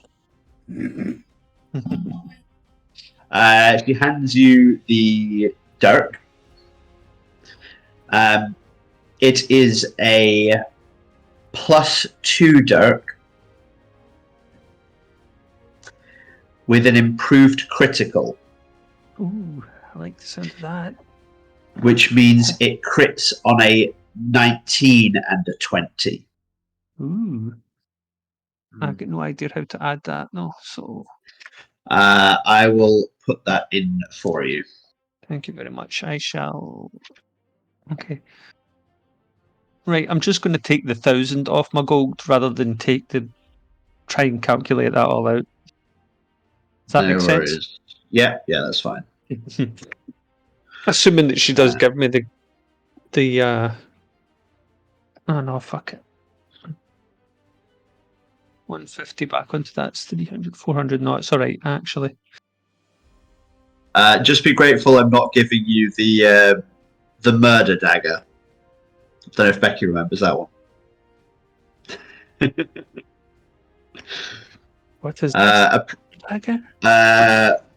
A previous game we had a rogue, and I told him about this beautiful cold iron dagger with feathered quillions and all this kind of thing. Mm-hmm. And I said the name of it is the Dag del Muerte or Dag del Mor, the dagger of murder. And when he first went to use it, he got surrounded by a flock of crows. Oh.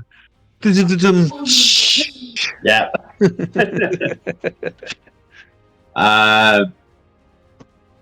So this is a straightforward assassin's blade. Arrows? Hmm? You need arrows? Nope, that's me. I don't know where the accent's gone, sorry. Did she go with any accent? I don't know. And they too. Oh. Right, yeah, no, I think that's me. Valkyrin's gonna get her warhammer out and just like, I hate to be a bother, but I need it by the morning. In one of my previous battles, I seem to have damaged the appearance of my weapon, and it's very dear to me. I don't suppose you can fix it up for me, please? Just give like a week's Attica? She takes the warhammer. Fine looking thing this is. Indeed.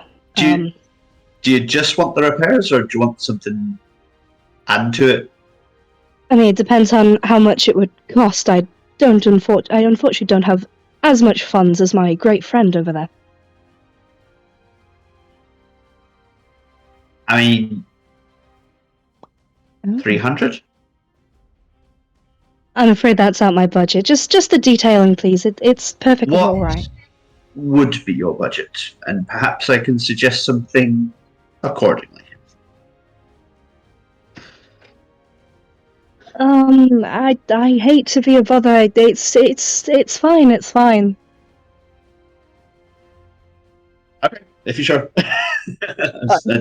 Valkyrie don't have much money. Okay. I will pass my. No, I'll say that again. I will pass my coin purse over to her and say, "You're welcome to whatever's left in there, doll." How much is left in Valkyrie will there? instantly blush. 400. 400 at the moment. 400. Oh no.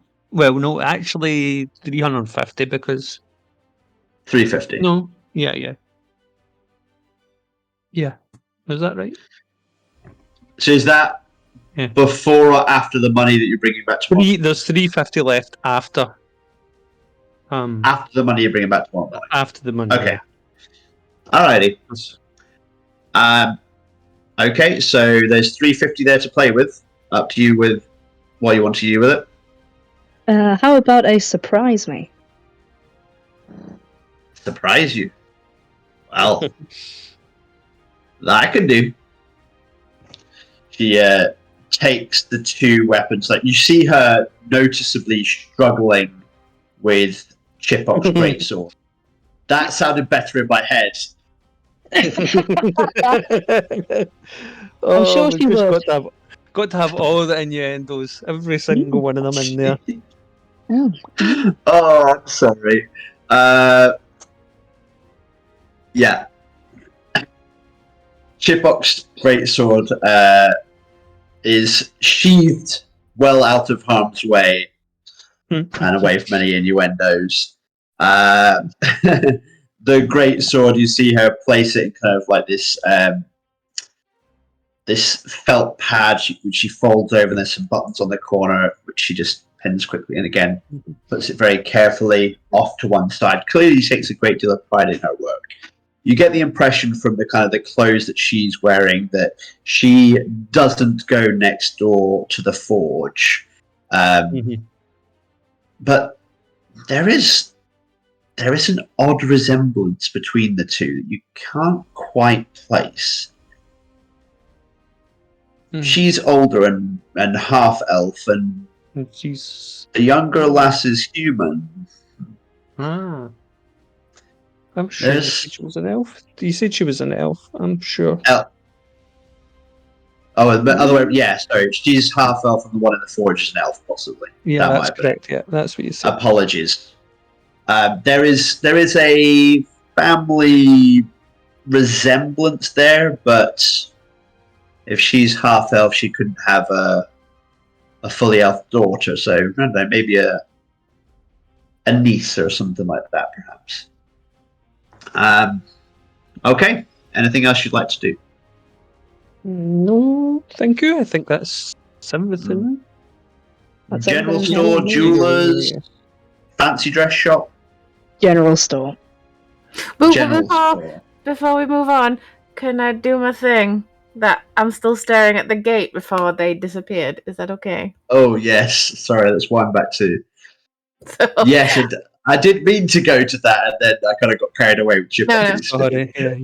It's fine. So she's gonna kind of like look back and see them kind of like just walking around doing their own thing, and then she's gonna kind of like just kind of move over to the side and pull out the ink pot that she's got, and she wants to change Hobbsgate to Knobsgate, and then she's gonna basically change it.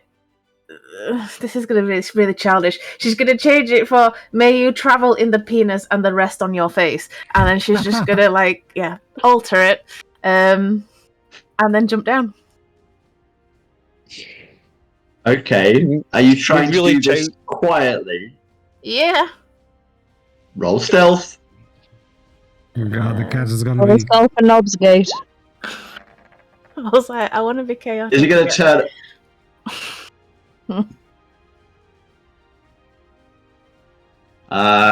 Pretty sure you get away with this, but bear with me.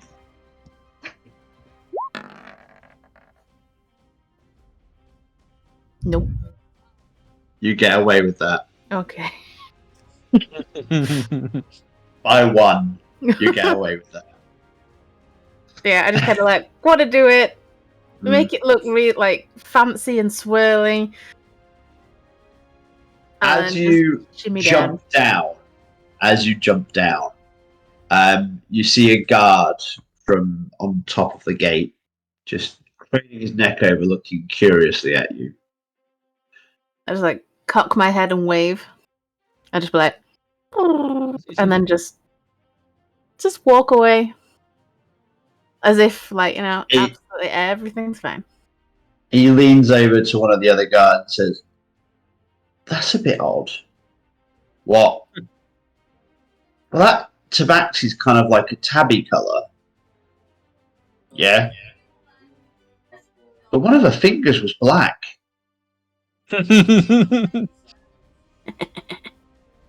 Eh? Who the fuck cares? Get on with it. And they go back. Like they saw you, but they didn't clock what you were actually doing. Okay. Yeah. Yeah. And then I'm just kind of like, I catch up. I see them like messing around in the forge, and just kind of like kick a bit of dirt around. Can't interest Karis in any arrows then. I'm okay for now. Okay. Right, so what's all this trying to sell arrows here? Why are you trying to sell the arrows? I want to Well, I was just looking at the list of stuff that came up, and that was kind of one of the most interesting ones. I kind of just want to take like just a bit of fabric, like if there's any like washing out or anything. I just want to take some kind of fabric, just a. Roll investigation. Oh fuck! I mean, it's a city. You definitely find some laundry hanging out. Well, I will, as they're still messing around in the forge. You're trying to do this quietly. Roll a sleight of hand check for me.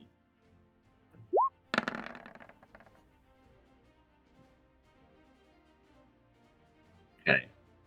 Poof, pull it.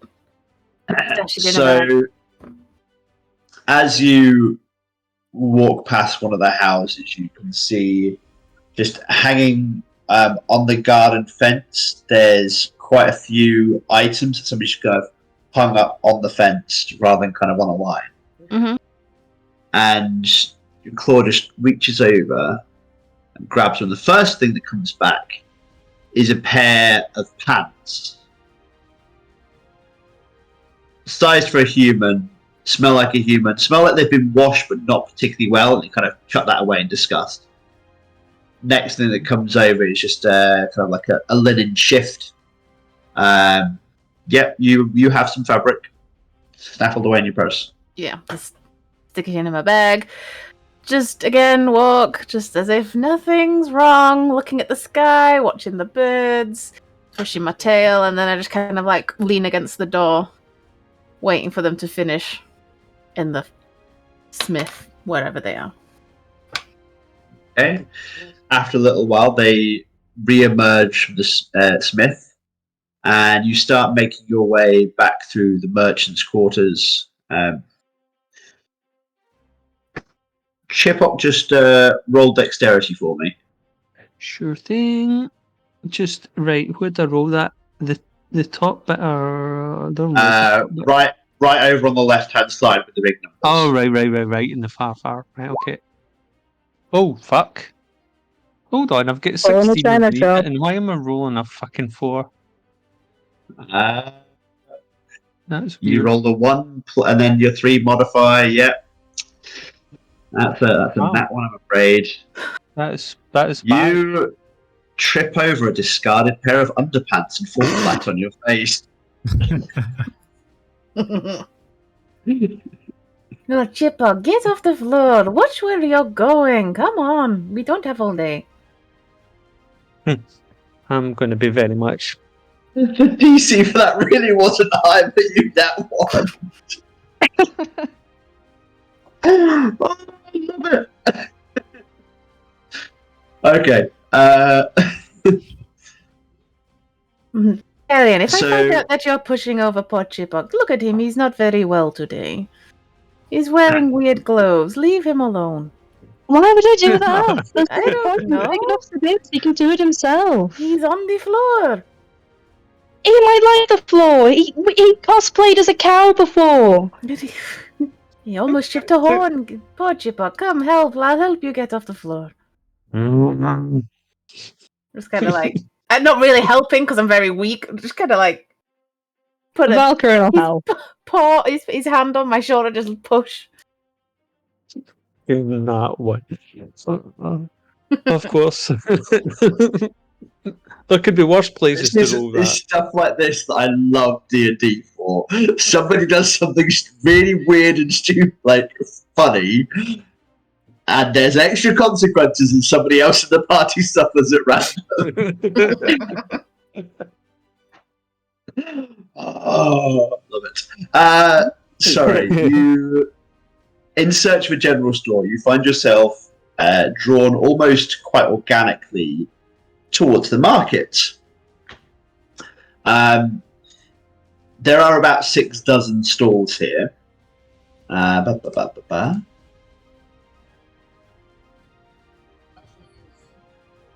I lost my thing? Where's my thing?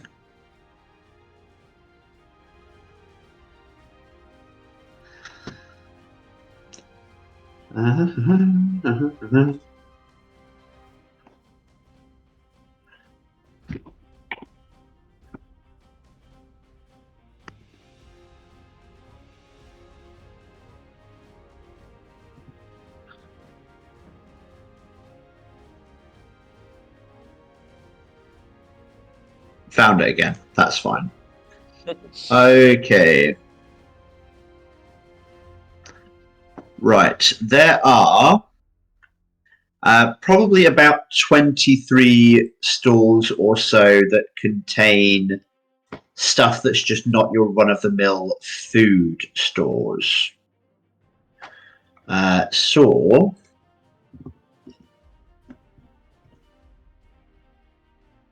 let's have a look. The first one you come across has ritual components for spells, trained birds, and hides. Oh my god, a bird. Mm. Oh. Oh my god, a bird. Get a party bird and then Chris eats it immediately. Like, yeah, look at your friend. Oh, she's eating it. Where did it go? Feathers sticking out my mouth. As you look at the stall, you see a variety of kind of brightly coloured birds with curved beaks that kind of almost seem to be chirruping away in accents that you've heard throughout your travels as the Red Silks. You see another one, quite a small, delicate-looking bird that has a little sign that says likes coin, and you see it.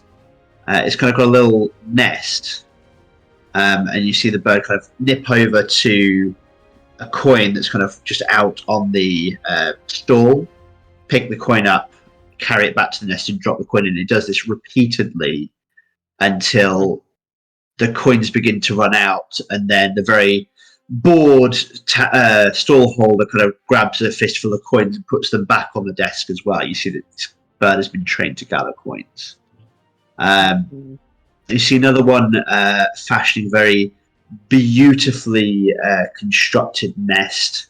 You know how those bowerbirds decorate their nests? It's kind of like almost like wicker work. It's incredible. Yeah. Moving on, the next stall has kind of daggers and concealable weapons. The next one, enchanted items. Another one with riding equipment. The next stall appears to be thieves' tools. Ooh. Could I buy some thieves' tools? I want to train in opening locks. I know it's not a cleric thing, but she wants to practice. No, that is absolutely fine. Bear with me. I close all the other stuff that you guys have made me look up today.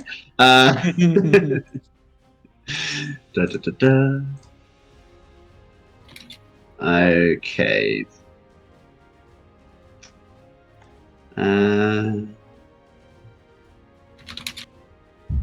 Not that one. Excuse me. There There we go. Okay, we have Felver Fargrim at your service. He is a 64-year-old male rock gnome trader. Short, straight, grey hair, grey eyes. It's kind of smooth, sunburned, kind of golden skin colour, about 4 foot tall. Don't know if that's of any interest to Valkyrie. Regular build. It's quite a hideous face. Two God. tiny piercings on his right ear. He's half the height of her. Yes. Oh my What god. was he again? What race was he? He is a rock gnome. Rock. No, thank you. Valkyrie will definitely be coming you're a over tall with one. Chris. Say again? Valkyrie will definitely be coming over with Chris and just staring at him. My darling, he is not to be stared at, please. You will scare the poor creature. I mean, do you talk, love? Hello, you're very tall. Tall, look, growing man. Hello. Well, I stopped growing about 40 years ago, but, you know, such is life. I quite like being this height, to be honest. It means I can see people's bums. Yes, I'm sure. It God, has its perks if you're on the bum. Say again? She'll get down on her, like crouch down, just like want a head pattern, but don't, and just like, God, you remind me of my kids. I see.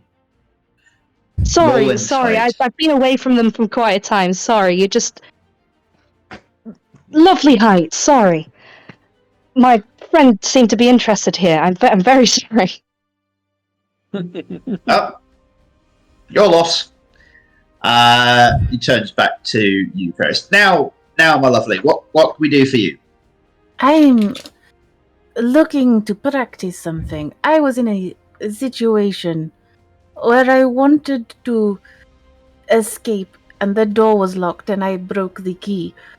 I was wondering if you had tools that I could use to open things. Yes. Broken key, you say? Yes. Got just the thing for you. Broken, yes. Yes. Bear with me one moment.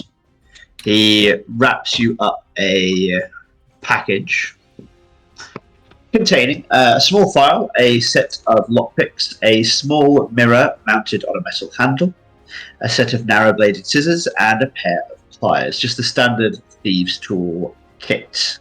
Bear with me for the price. Oh, oops. I pressed something by accident, but that's a good roll. Whatever it was a good roll. It's funny you should say that, because what you rolled is the exact cost in gold pieces of the thieves' tool kit. Ta-da! Yes, 25 gold, as you seem to be a very lovely lady. Is there no way we could get it to 20? What did you have in mind? You look like a person who could move things along if they happen to come into the correct hands. Roll insight. Please be good. Dirty 20. That'll do it.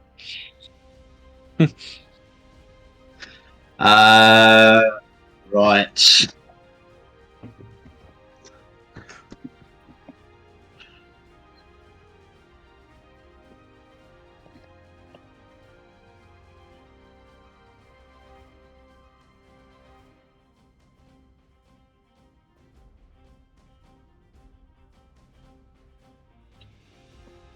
Okay.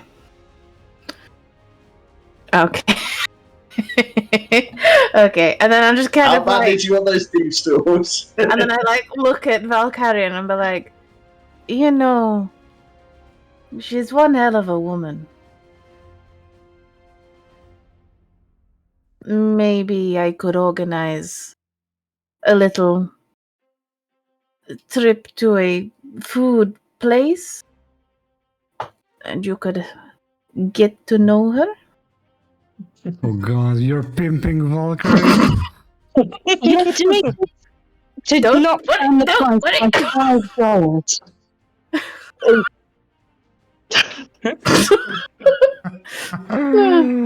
She's just gonna kind of look and she's like, I mean, I could Darling, I organize said it. he reminds me of my children. What My are you darling, implying? Just Valkyrin. Oh, trust okay. me. My apologies. My apologies. I could, Oh, Jesus. Fuck. Valkyrie, could just walk over there for me, darling. And then I'm just gonna kind of like slyly look over. I was like, you know, she's having a rough time. I'm sure she could enjoy the entertainment. I could organize it for in like 3 to 4 days' time. You know, I need to make sure I get the correct location. 3 to 4 days time. Mm-hmm. You're not local to this city, are you? No, we're just settling down. We've just fleeing the war that is coming. It's a harsh journey on the road. But we're wishing to stay somewhere safe. If I could make sure my darling friend is well looked after, that would be a very... it would settle well in my heart, shall I say. Interesting. I mean, if you have work, we would always accept work. Elva, you filthy little bastard! Stop talking to that lady there! I know what you're up to. This voice has come from a rock gnome lady who was over at one of the other stores and has sidled back to the store. No judging here, no judging. Oh, she's very judgy. And you filthy little harlot, what's he been saying this time? Oh no, he was just saying how tall Valkyrin is, and he wanted to ask her some questions about what it's like being so close to this guy. Oh, so it's not you, it's her. Right. Oi, you! Oh Get no, we're both taller than it's just and I kind of like put my hand out and I'm like, small people like men, they do not do it for me. I'm sorry. Valkyrie will like turn around and point at like herself as if to like, you want about me? You! Yes, you! Wait, Um, why are you whispering to my husband? She's married, please. Darling! And yeah, she'll put up her hand and just like, I have a husband and children. I don't need to flaunt myself around. At this point, she picks up a stick from behind the stall that she clearly keeps in just for this purpose and starts beating Felper over the head with it. Okay, look, I was just asking if we could barter on the small tools that are in front of me. Please, stop hitting him. He doesn't look like he has many brain cells left. As she does so, 20 gold, leave it on the table, I'm busy! Okay. And I'm like, okay, and I'm going to leave 15 and I'm going to run. That's sort of stuff that you paid 15 for, quite suitably. Oh. The next store you come to is full of nuts. Not that kind. The next one is, this doesn't get any better, exotic animal parts and food animals. This is from a generator, it's filmed. The next one, earrings and underclothes. The next one is staves, axes, and bows. The next one is necklaces and dresses.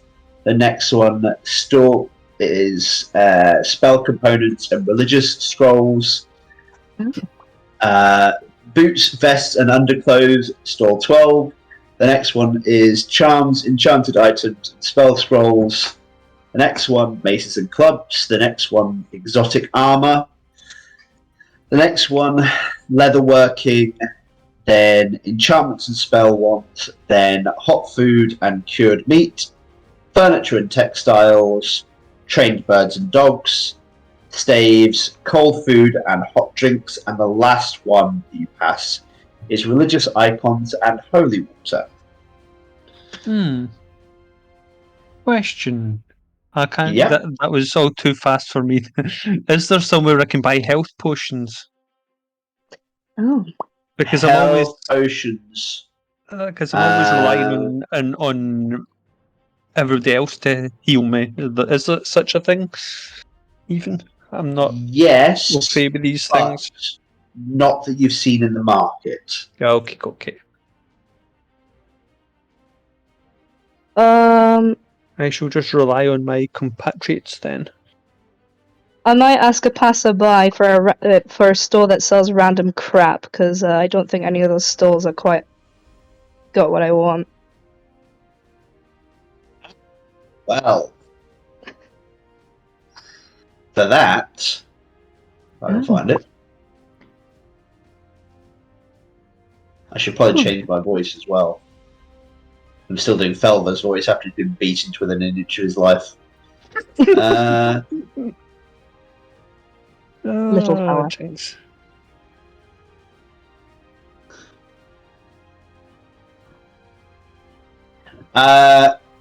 Yes.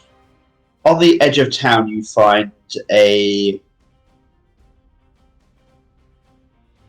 roll a nature check.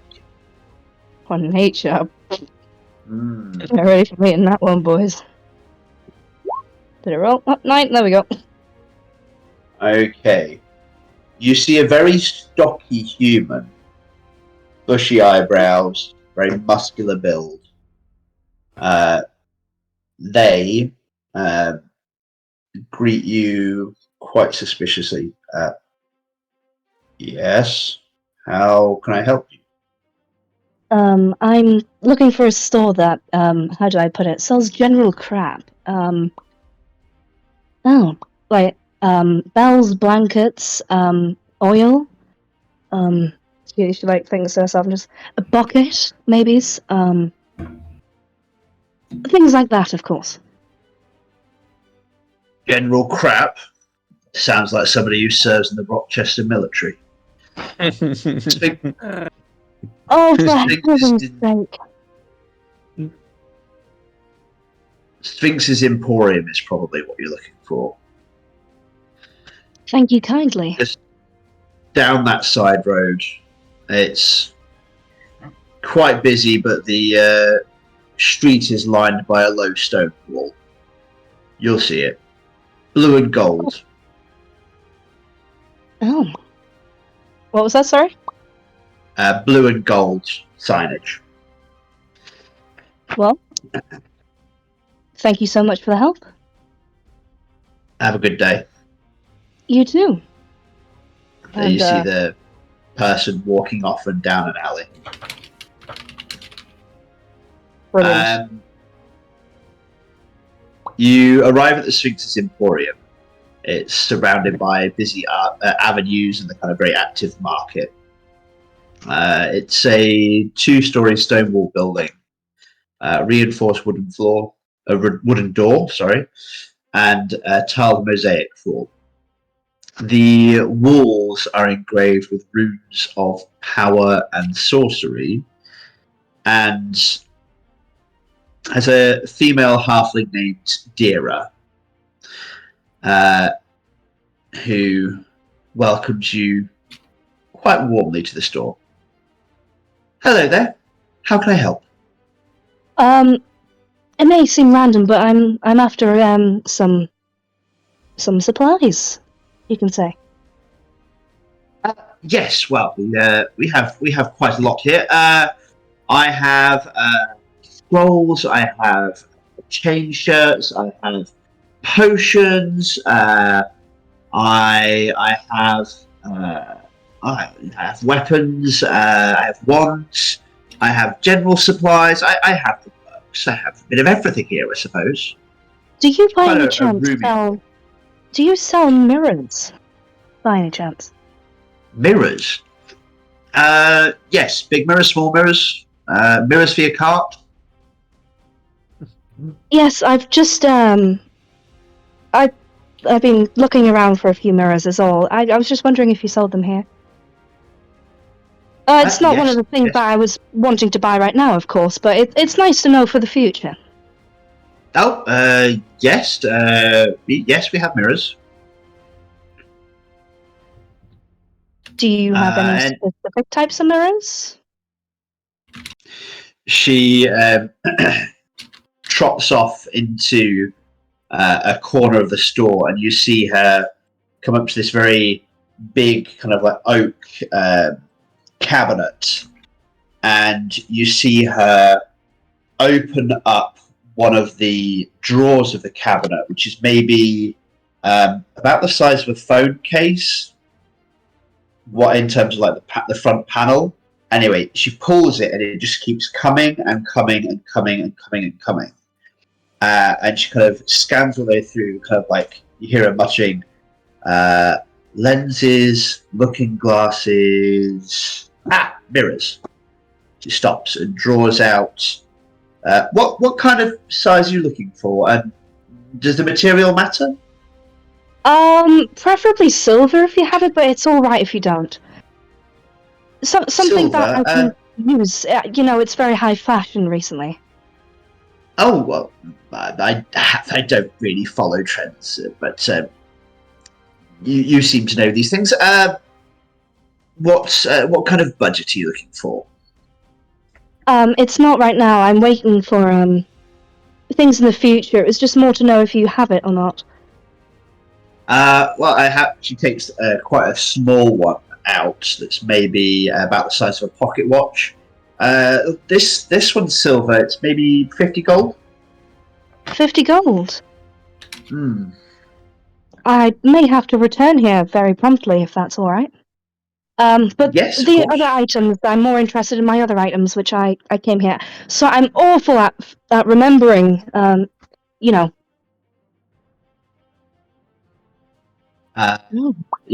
Feel free to refer to the list you sent me. Yeah, I also added a bucket on top of that, which is 5 copper pieces. I want a hempen rope, 5 oil flasks, perfume, 10 days of rations, but it doesn't have to be here. A bell, a blanket, and a soap bar. Right. So you see this kind of like scurry of activity as she disappears off, and you hear her call out into the back, "Haver, Haver, yeah, need a hand." And another halfling reappears, quite a surly, sullen look on her face. And they have a quick discussion, and you see them disappear off, and they're swinging open cupboards, and they're kind of pulling out drawers that seem to never end. This shop is huge, but incredibly cramped. Like the way that everything has been packed in, it's incredibly immaculately organized. After about 10 minutes or so, you have everything that you've asked for bundled up neatly on the cash desk, ready to go. Brilliant. She will hand over 17 gold pieces, 5 silver pieces, and 7 copper pieces. Thank you for your business. Have yourself a Thank you very much. pleasant. Very precise. Indeed. Bear with me just while I pop that store into. I'm There we not go. writing down everything in that detail. That was too much for me to write down. That's quite all right. You do also have in there, if any of these are of any interest, an arcane scroll of cure serious wounds, and an arcane eye, an arcane scroll for jump and for see visibility, a chain shirt, which is small, +3 armor, divine scroll of animal growth, fire seeds, potion of blur, potion of cure light wounds, potion of owl's wisdom, shifter's sorrow, which is a weapon, staff of frost, a wand of cure serious wounds, and a wand of delay poison.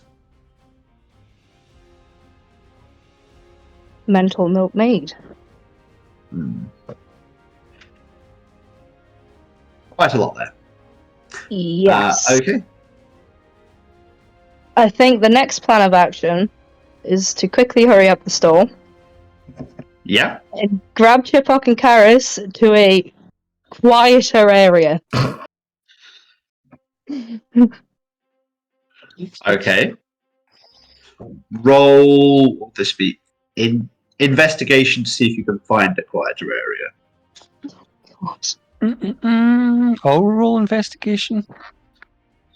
Can Chipok help me, please? You can I don't know help, if which would Andy give is. her advantage.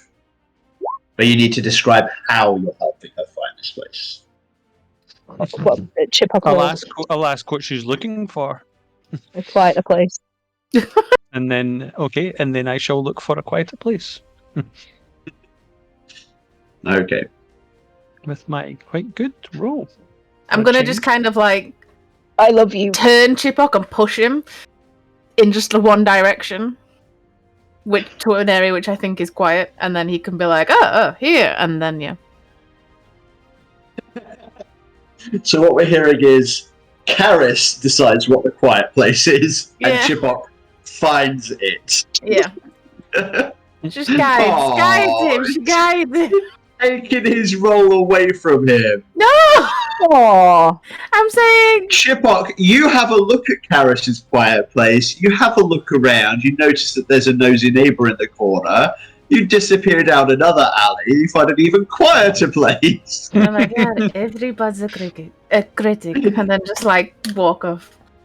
Now, Karis, they have mirrors of sorts. Now, Chipok, and she'll grab him by the face, right? Very gently, but by the face, so like it's like hold him there. Chipok, I'm going to need to ask a big favor from you, okay? Right. I need you to be a bull in a china shop.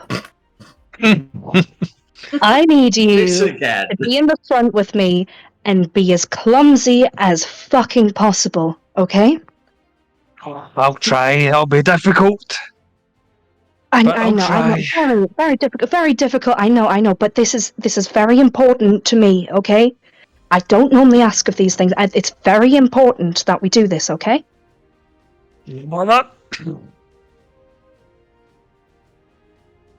Good. Now, are you ready? Are we You ready? look at Karis, and she's already got the material that she stole, and it's wrapped around her head with just her eyes poking out. She's just like, I'm already well ahead of you. Am I going alone to the party? Just ask I him. have no idea what's going on, Andrew. I'm And then scared. Get busted. I'm scared. She's going to whisper to Valkyrie and be like, the mirror, was it the right amount of gold? This one was 50 gold pieces, but she did have a sort around, so, I didn't want to ask because it would incriminate us, you know? Oh And like, darling, I want to go here and buy this specific mirror for this specific price. Oh, you have it? Oh, I'll be back. No worries. This is I'm a tall sounding lady. sketchy as fuck. It's not sketchy. It's a 5-finger discount. What have you I mean, what? me into here? Someone needs some silver to kill something. Oh, right. I'm just gonna What? go along. I mean, technically I have my silver longsword, but, are we Karis ready is gonna to just like, she's gonna walk over to the edge and she's gonna be like a spy with like a little pocket, like window box, and she's just gonna kind of like try and melt into the shadows if she can in the middle of the day. I would also tell her whereabouts the drawer would be, by the way. Like, it's not just like go in the store and have fun kind of thing, you know? Right, okay. What now? So this linen shift is an undyed linen shift, like it's That's fine. virtually white. That's fine. She In just the wants middle it of the to day. obscure her face. Is it? She wants to make it look like she's been in the desert and she's using it to like keep the sun off her face. Right. Okay. What would this be? I want to. Oh, what? It's not performance. I'm going to put on the cloak of my traveler's clothes as well, because the cloak was black, and just Okay. white and black. You wear a Both black post my cloak hat when you with need 'em. A white hat. face Yeah. covering. Fuck it. This is what I've got. This is what I had to do. Sketchy shit. If it's roll deception, no, roll stealth. I guess.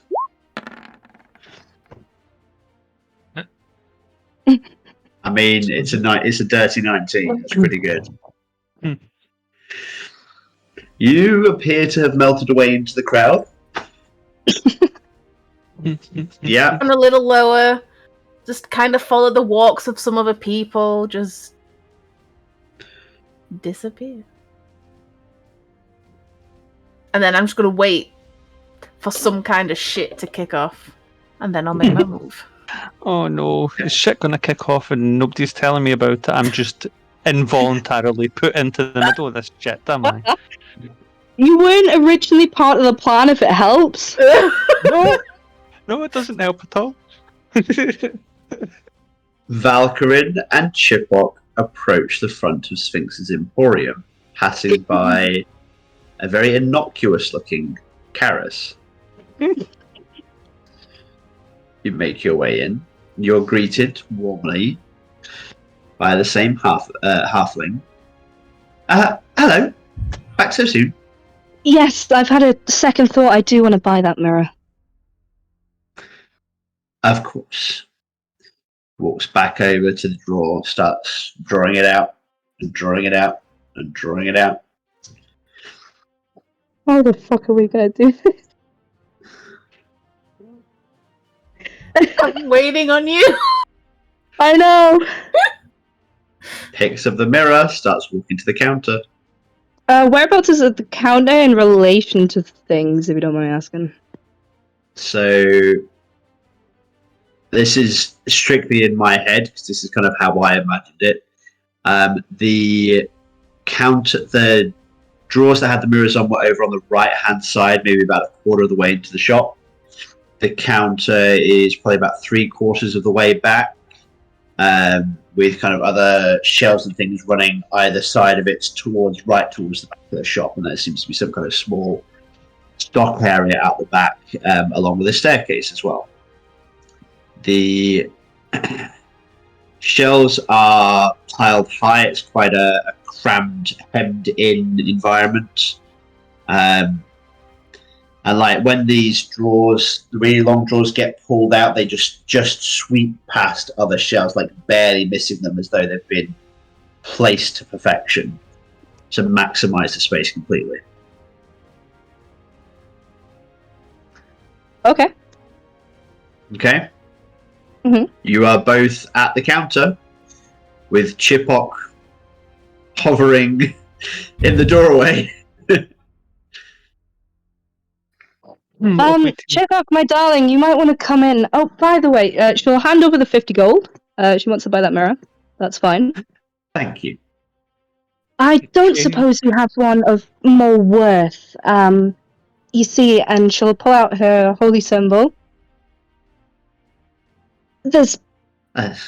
She'll pull out a holy symbol and also show a wedding ring, and just like, it's been tough times, and I'm very stressed about my family, is all. I see. A fellow worshipper of Saloon, I see. How lovely, how wonderful. Yes, exactly how much were you looking for this to set you back? I mean, typically the component is 1,000 gold pieces, hence why I had to have a think about... I mean, I wanted the smaller mirror anyways, but, yeah. Do you have that kind of thing in this store? Is it a more elaborate store I need to go to? No, we have it. She walks over to the left-hand side of the store, and on the left-hand side of the store, there's a series of wood panels, maybe 7 or 8 in a row. And she draws one. She pulls on one of the wood panels. It slides towards her, and it's kind of on rollers, and the whole unit comes out. And it's the same thing as before. It just keeps coming and coming and coming, and across the surface of the kind of inner roller bit, there's kind of like paintings and mirrors of various shapes and sizes, like kind of windows that are kind of like mounted as though you would buy them for your house, kind of all kinds of things as this keeps coming and coming and coming. And as she gets to maybe about 3/4 of the pull, bearing in mind this entire section is extended out probably about 60 feet across the shop. It kind of almost like sections the shop off almost, but not quite. There's like just a walkway around the corner. She brings out this beautiful, ornate silver mirror about the size of a platter for your Christmas turkey. It's got a real heft to it. You can see her almost straining as she takes it from the display. Would this do? Beautiful mirror, ornately wrought with a picture of kind of dancing water nymphs. Or seem to play around the frame of the mirror. How big is the store? Like from where she is to the entrance, how big? How long is it? So the store is probably about 70 to 75 feet across. So it was about 3/4 of the whole thing being pulled across, and then the depth of the store is probably about the same again. So it's quite a large store. Okay. Can I, by any chance, convince her to trial run to try and scry on this mirror, by any chance? That's the question.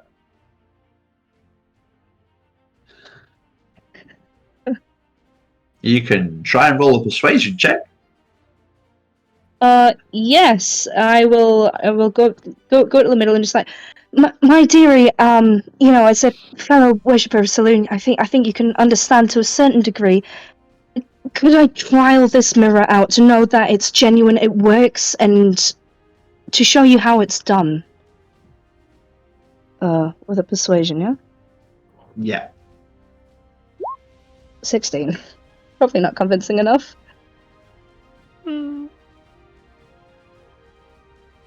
Yeah, okay, I'll allow it. You persuaded her. Alright, well, I would like to use scrying on my husband, please. Okay, post up scry. Whilst she's doing that, can I, get Chipok's attention to come outside the shop? You trying to do it quietly? I was gonna be like, Chipok! Like that, kind of quietly. I don't want to attract the shop cleric's attention, but I want Chipok's attention. If that makes sense.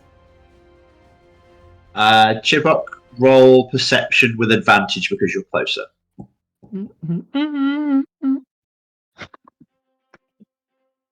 Perception, where are you? There you are.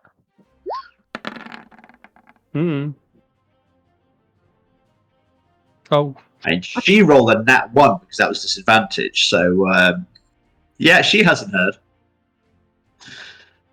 And then, just as he comes close, I'm gonna just give Chipok 2 gold and be like, "I'm really hungry. Could you go and fetch me some roasted bird or meat or something?" Okay, I guess, yeah. I've all of a sudden come over with this awful pain. And then just tell him to go. Okay, I shall go then. Take your time. The bull in a china shop. I don't know what she was talking about. She's now distracted. I want you gone. Okay. I can shall see go then. the look on your face. You just go. I'm a bit disappointed at not getting to wreck shit up, but fine. I mean, if you want to go and kick that stall, I won't say no, but it's up to you. I shall go and do the thing then. And I'm just gonna step back and just kind of lean on the door frame, just listening in for a moment that I can just use. After 10 minutes of reciting incantations and murmuring over the surface of the mirror, it begins to shimmer, revealing Valkyrin's husband, Stephen's face. Yep. Well, Stephen. He is sporting 3 brutal purple scars down the side of his face. And that's where we're going to leave it tonight, ladies and gentlemen. Man. I had to leave it there. I'm sorry. Okay, ladies and gentlemen, thank you very much. If you've been watching the stream at home, we love having you joining us. Oh my goodness, chat has been busy today. I apologise that I've not been on former chat. I've been rather distracted because I've been pulling things out of my backside. I did have one suggestion for who to raid. I don't think they're online anymore. Are they gone offline? I think they've gone offline. So we were hoping to raid the Careful Cantrip, but we think they might have gone offline. We were also hoping to raid Critical Drinking, but they will probably also have gone offline, but we'll have a look. Right, drop Careful Cantrip a follow if you can. Let's have a look at Critical Drinking.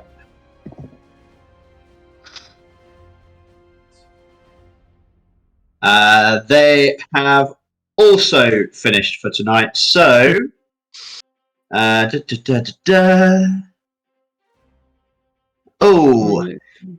let's see. Let's have a look at what Kaz the DM doing today.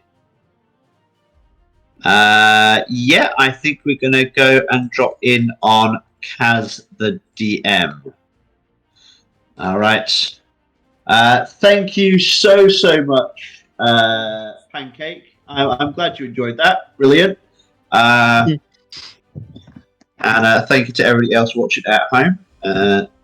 Kaz the DM? No, wrong one. That one.